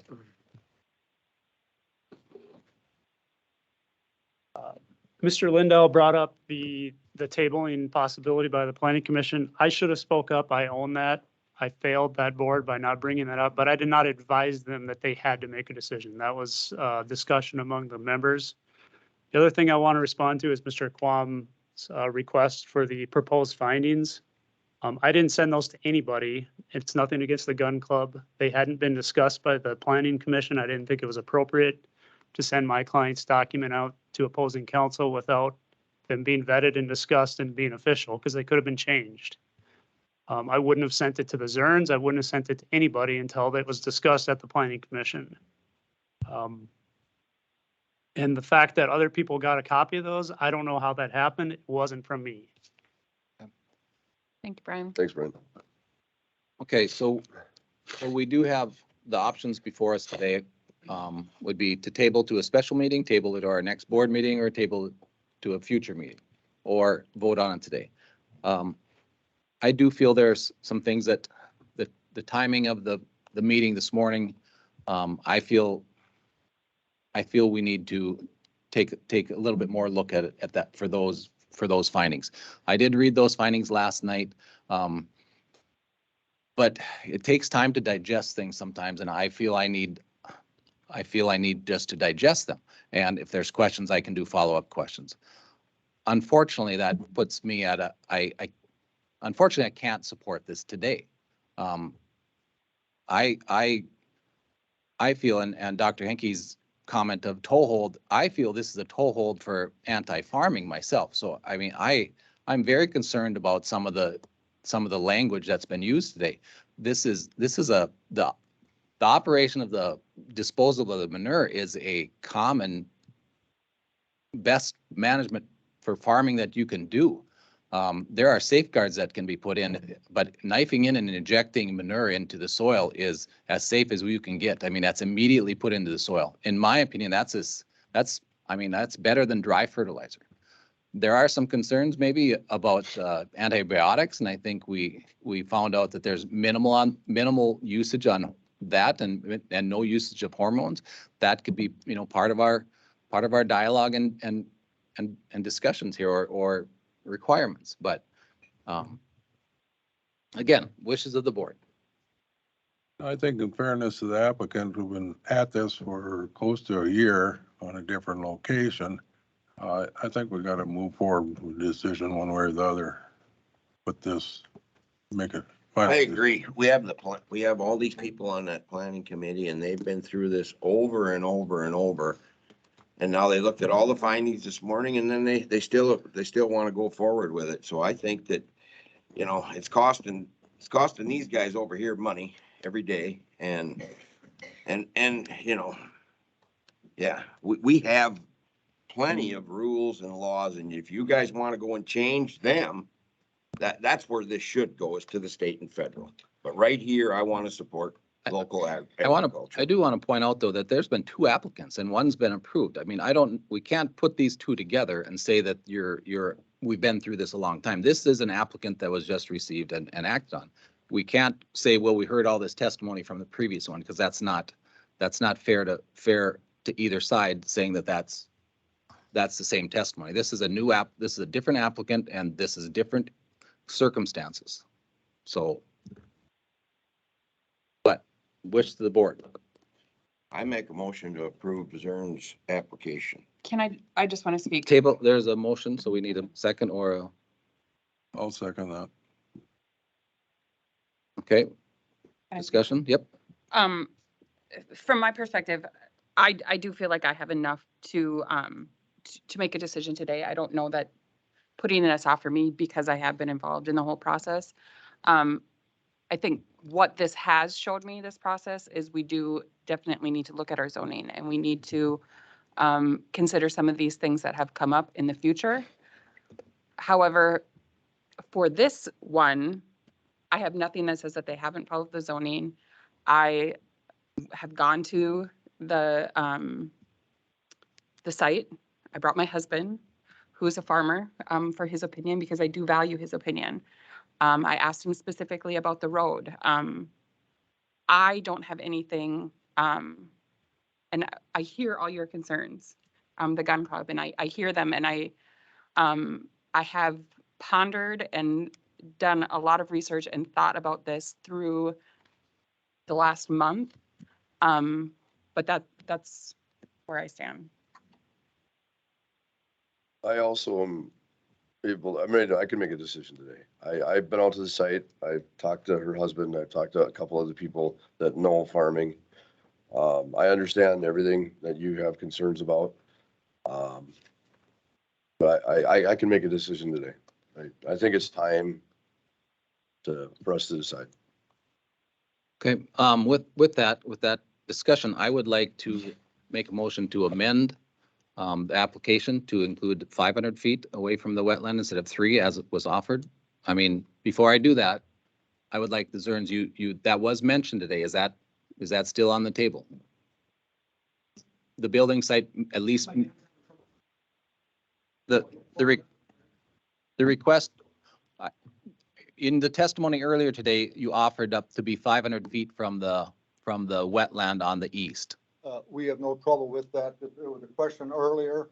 The gun club owns the water, or the state does, and they own land between the water and me. Yes. And the building site, is it exact? That's the closest we can get for an address. They gotta do. But do you, my, wiring my, and stuff. That's already done. It's 500 feet. would you offer 500 feet? I mean, we're going to vote on it if we amend it, but is it 500 feet from the property line? 500 feet from the property line, the Yeah, zoning, we agreed to that. put I thought that was stated earlier. they put 300 feet. Yeah, so the setback, as required by the ordinance is 300, but just to address the Hunt Club's concerns, we offered 500 From the property from the line. property line where the buildings, where the facilities would be constructed. So we would possibly have a parking lot.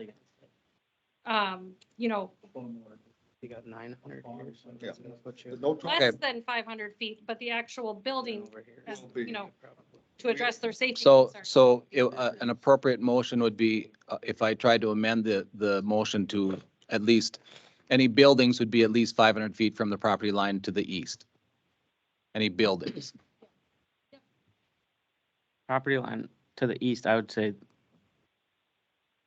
to the wetland. Because the property line actually jaunts out a little bit and that's gonna eat more. They're gonna be sucked up against the. What is west what is property. planning zoning, to the property line or for the, They're gonna be sucked up against this west property line as it is with that 500. I would just say to that east well, public water is what I would, We always Public measure water. the water. I would just say that. Because that's where they're hunting from. And that is actually what is, established. what did versus the, that what did the boundary. planning and zoning rule say? What did their recommendation say? 300 feet from what?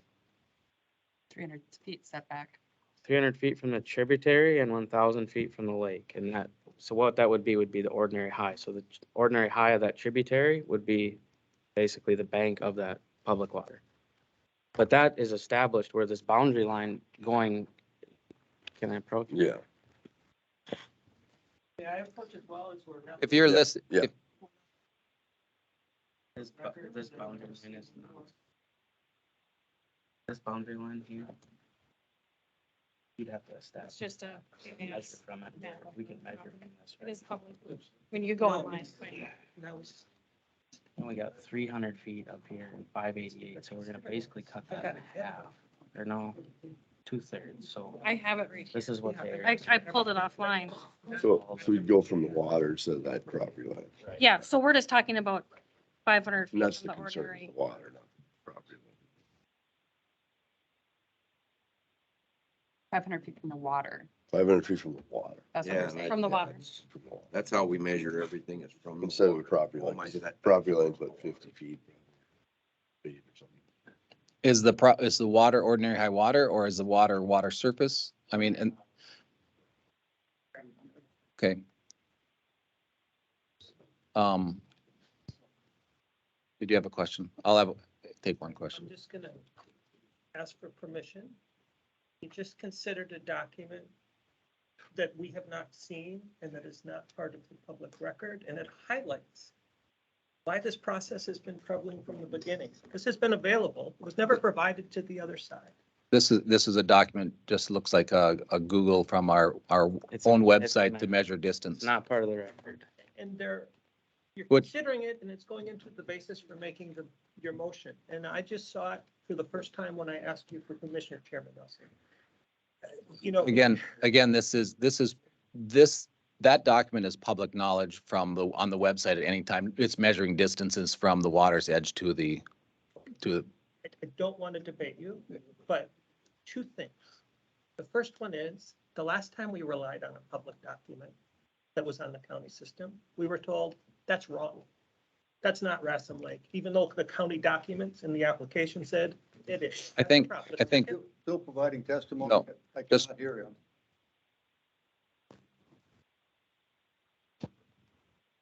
Okay, you've made your point, I think.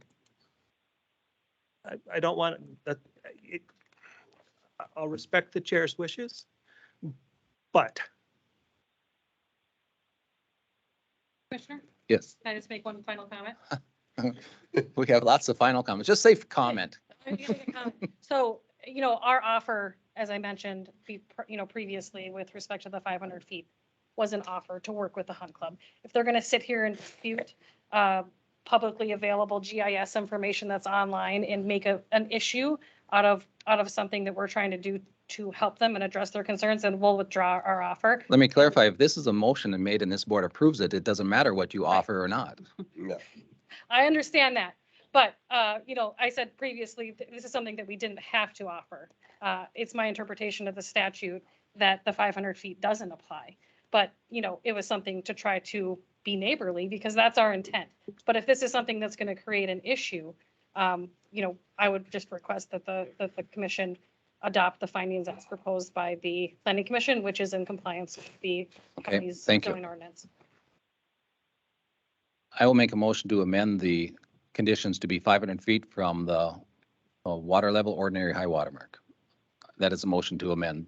The So is this where we're also point of order. putting We need a conditions? second point of order. Oh, sorry. Point of order. Point of order. We need a second or it dies. I second it. Okay, now discussion. Is this where we're putting conditions on the? You permit? can add any condition or stipulation that you think is appropriate. But, I would. but right now I have an amendment to add this one. If you want a friendly amendment, we can add more stipulations, but you can, or wait till we vote on this and add another amendment. If you have something you just want to dialogue, you can dialogue about anything, but to add another change, you will need. I guess I would like to have discussion about Go the ahead. change. Say whatever you. One thought that was suggested was to put a buffer of trees on the property or on the wherever we would determine it, so that the facility wouldn't be viewed from the lake. If that would be something that the board would consider. Everybody wants to grow, really, this has already been through, and I don't think we should start adding extra cost to this. It's already cost a lot. Now they got an attorney back there that. Well, never had- but Richard, we can't take that into consideration. We have to. I just want to give them their permit to go ahead and go back to work, because everybody wants to add a bunch of stuff to it, and I don't see what that is. Is there a motion on the table? Can I call the question? No, you're not a board member. You know, You're on too many boards. Well, and if you would allow me, Commissioner Please. Nelson, had an original motion and second. There has been now an amended motion and second. You have to take on the latest motion first. If a commissioner wants to make another motion, you can do that. But we take the latest motion vote first and you go backwards. So I just want to make sure that the board's aware of that. So I'm not relying on your parliamentary procedure. I know that very clearly. We've had that discussion, but in the end, that's. I was thinking before we were gonna actually vote on it, we would be discussing conditions that could or would be put on it. Well, the we have conditional one use condition permit. now. If you want, let's make a decision and vote on that. And then if you feel there's something else that would be pertinent, we can certainly discuss that. So we have a motion and a second to add to be 500 feet from the ordinary high water mark, as was discussed earlier by the applicant. Any discussion on that? I'll take a vote. All those in favor of that signify by saying aye. Aye. Opposed? Motion carries. So if the motion passes, it will be a 500-foot setback from ordinary high water level Of the east body. of the east property line, of the east body of water property line. There is it's a 1,000-foot setback from the south wetland or lake. That's, if this passes, is there anything else that you'd like to consider? I would like to consider or at least have discussion among us about a buffer tree line to. I think it would be, I don't know that an east one would be, I don't see how that would be just aesthetically. I think if you were looking at trying to reduce odor, you would go on the north, the prevailing wind side. That would be my opinion. If you were going to require one, I would put on the north side, the prevailing wind side. That would maybe help pull that odor up out of the way. But wishes of the board. I think it's an agricultural area and they're building a barn. And we just should let them build the barn, and that's, you know, everybody's building something somewhere, and I don't want to add any more additional costs. They've spent enough money already, so that's where we're Well, at. again, that's not ours, just like a lot of these things discussed today are not our, but to be aware of it is certainly. So, any other discussion, any other? None? I would be okay either way. If we want to have a buffer trees, fine. If not, Well, it needs a motion to Yeah. add that, amend it or not. You know, how many feet of buffer trees you? I would just say I don't know. like 2 rows. Mhm. Yeah, but all. But yeah, exactly. We got, I don't want to start getting like a list like this and then we can't figure it out. Okay, if I don't hear any motion to amend, there's nothing else. I'm gonna call for the vote. Anything you want clarified, anything that you got the motion? Okay. All those in favor signify by saying aye. Aye. Opposed? Aye. Motion carries. So, want to thank you for all your input. Do we have anything else on the agenda? I got one thing. It probably won't take that long, but Okay, we will take a couple minutes for a break.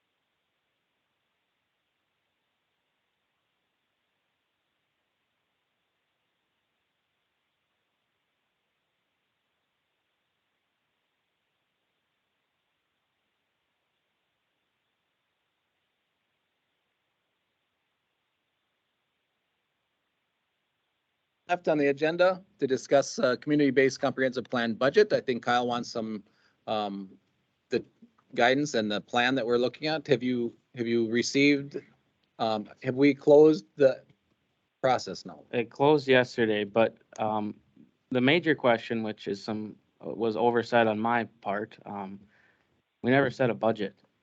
And that was the deeming question from all the interested parties. We had I think 5 and some good companies. But just through correspondence, they can't propose anything without knowing that number. And that number is all over the map. Some I don't even feel comfortable telling you because I think you might faint. I'm saying as high as $250,000. Is Well, and not here. That's a metro county, but from what I'm gathering, I don't think a small number is going to get you very far. The Sherburne County is who we wrote that RFP off of. Their budget was 150. well, I think we need help with ordinances. Mm-hmm. I'm more so that, I mean, the comp plan is a nice piece of furniture in the house, but I don't know that it's used besides bookend. I mean, it's In zoning. well, in practical life, it's just not, it's not used as much. I would, so we could, if we hired them to update it maybe and have some public meetings, but I think we need the ordinances themselves that we're looking at, and that could include, I mean, I'm not off the top of my head, you're looking at VRBOs, you're looking at, Feedlots, solar. well, I think even the smaller ones as, penalties for non-compliance of things. I mean, the big ones are, feedlot and solar or, Wind. we can't stop the wind, but, Wind farm. oh. So, I mean, I think those things, I think Kyle probably needs help in making the decisions where to move for those. Right, and we're in a good spot. Pelican River is making a decision later tomorrow, I believe, on if they'll be contracting with Jay Michaels to go through their rules, right? Oh, yeah, that'll be coming up probably on Wednesday. Yeah. So we're, and a lot of discussion that we're having there would be to get on the same page as them, as Cormorant. Not necessarily the city, because they just have much smaller lots and things like that and industrial uses, but definitely to be consistent with each other so they're getting the same answers. If, somebody has a lake home and they come to our office or they go to Pelican River, that, we're giving them the same direction. So no, there's a lot there. There was plenty of discussion about the lack of information on that feedlot. The ordinance doesn't require anything. If you come and ask to build a campground, you guys have seen those site plans and what's required and all the information and the covenants and just numerous things. It's the same with extraction of material. You guys had seen that with the strata application, what the ordinance is requiring you to submit.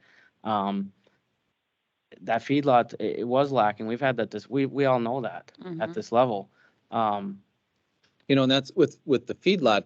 I mean, a feedlot ordinance doesn't mean we're going to be against feedlots. No, absolutely It means that we want some standards, for just the different things that are concerning. If I look at my paper, there's numerous ones that you would have, but yeah, where's what's fair and what's reasonable, but to have those in ordinance, then that's follow this guideline but every single site is going to have its own unique, no matter if it's a feedlot or a convenience store or Storage sheds. a lot of storage sheds. And I think that's probably what the comp plan needs to be updated the most by would be the districts itself. We blanket zone the county, but we've had that discussion 100 times. All these lakes are zoned ag. We basically picked out which residential areas were there at the time and which commercial ones were. We just went around and picked out these little bars and maybe gas stations here or there. We've not identified really any commercial corridors or future residential or anything of that nature. So that's, I don't think you have to rewrite the whole plan. I mean, I think we highlight but even if you give me a number and if we just set a number, I put that out there, we get the plans back and you guys say, no, this isn't adequate, then we have to bump it up, or this is adequate, this is good. Mhm. But just a number for them to go off of, and then I'll open it up for not too much terribly longer. And again, we have I think it's 5 people. 5 that are just waiting for a number, essentially. Yes, and 5 interested parties and reputable people. Well, I can't give you a number because I don't know. I have no idea. I was gonna ask just a couple questions. Has anyone responded to the RFP?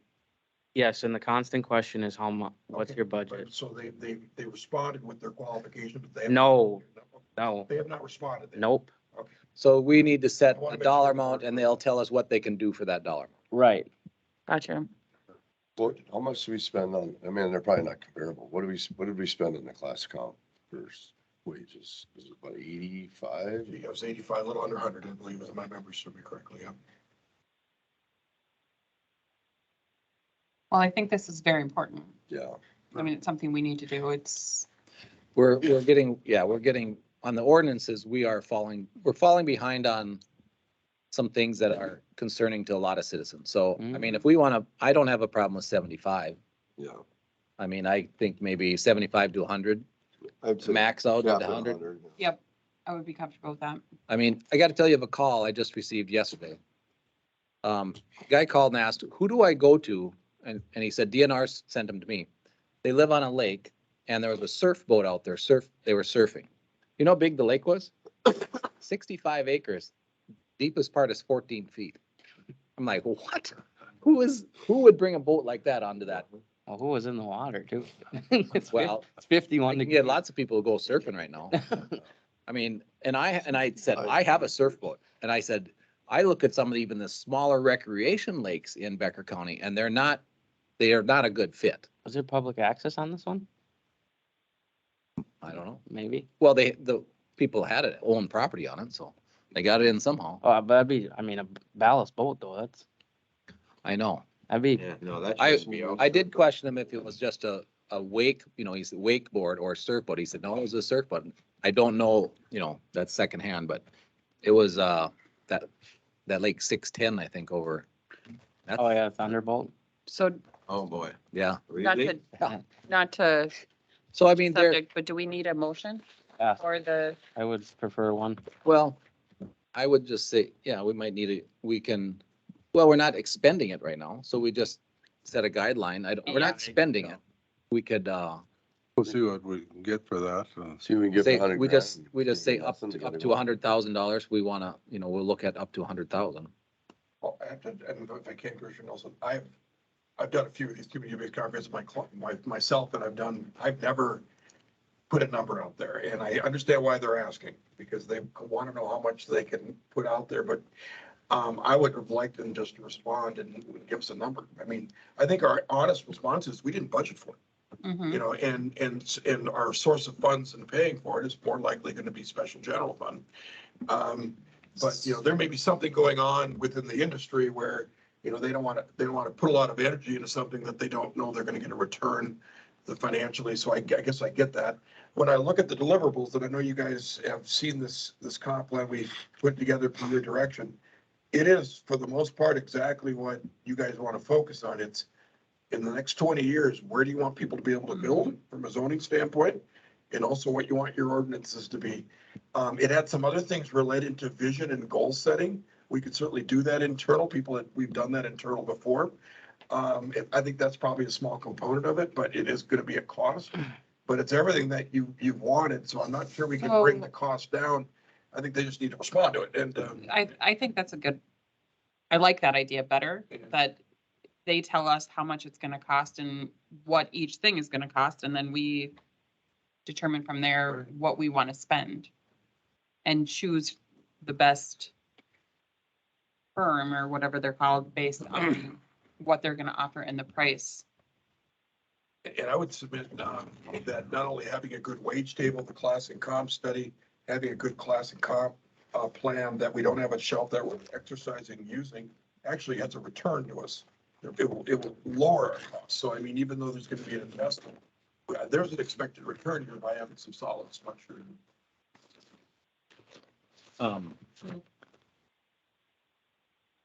Entertain a motion to to authorize, I don't know. how you'd- I think we just direct Kyle to say that we don't have a necessary budget to The board, spend. the board's looking to, at the high end, 100,000, Mhm. the very high end. And we are, for that, we want a lot of ordinance review of new ordinances. I mean, specifically, I think, I think like on a surf boat on lakes, it should, I mean, the state's been looking at, the state can't get anything done in a timely manner. There should be a 300-foot, if you're in a surf boat surfing, and if you know a ballast boat that takes on 4,000 pounds, you should be 300 feet from the shore. I mean, that, and something just simple. It's not gonna fix all, but it helps. And it would eliminate some of these small lakes getting crushed, because this lake that I talked about is completely surrounded by trees and there's no wind, so the waves are pretty minimal anyway. So you bring a boat in there sending waves this deep, you're having pretty significant shoreland issues immediately. Mhm. So, but that's just an example where it's pretty simple. It shouldn't take too long, but we need community buy-in too, and that this would do that. So, and that's one of their questions. They were like, in trying to gauge this, how much community buy-in do you want? How many public hearings do you want? That's gonna tell us how, what. That was kind of their question too, we can't budget for something without maybe maybe they're lacking information. Maybe I that's think my you problem. could state minimum 6 community meetings in different parts of the county. Okay. I mean, I would say that'd be fair. I mean, you have one in each, one in Cormorant, one in Audubon, one in DL. 20-some years ago, there was probably 2 or 3 community meetings. Gather more information, bring it back. But there's also committee meetings also. I mean, or smaller meetings, because I remember meeting over at Soil and Water. And that was just kind of the members of your, So you'd have like I was 2 probably public on the meetings. Large. yeah, but so there's only like a half dozen larger community meetings. And then you have guidance from staff and, that smaller groups, and maybe it's planning, and maybe it's commissioners, however we see fit. But they'd probably have updates here every once in a while, and that would be how they've probably done this before, so they'd have a guideline for us. Yeah, I mean, there's this, Pat said they never threw out those numbers and would get responses. They're just telling me, hey, we need a budget, we need a budget, we need a budget. Well, I can't give you anything. And I'm like, now you got it. I don't think we need a motion because we're not incurring expense. We're just getting, Give them an I don't think. Could I offer something, Commissioner Nelson, is Benton County, and because you did a lot of benchmarking here, or not Benton County, it was Sherburne County that we thought was the most best practice proposal that we used.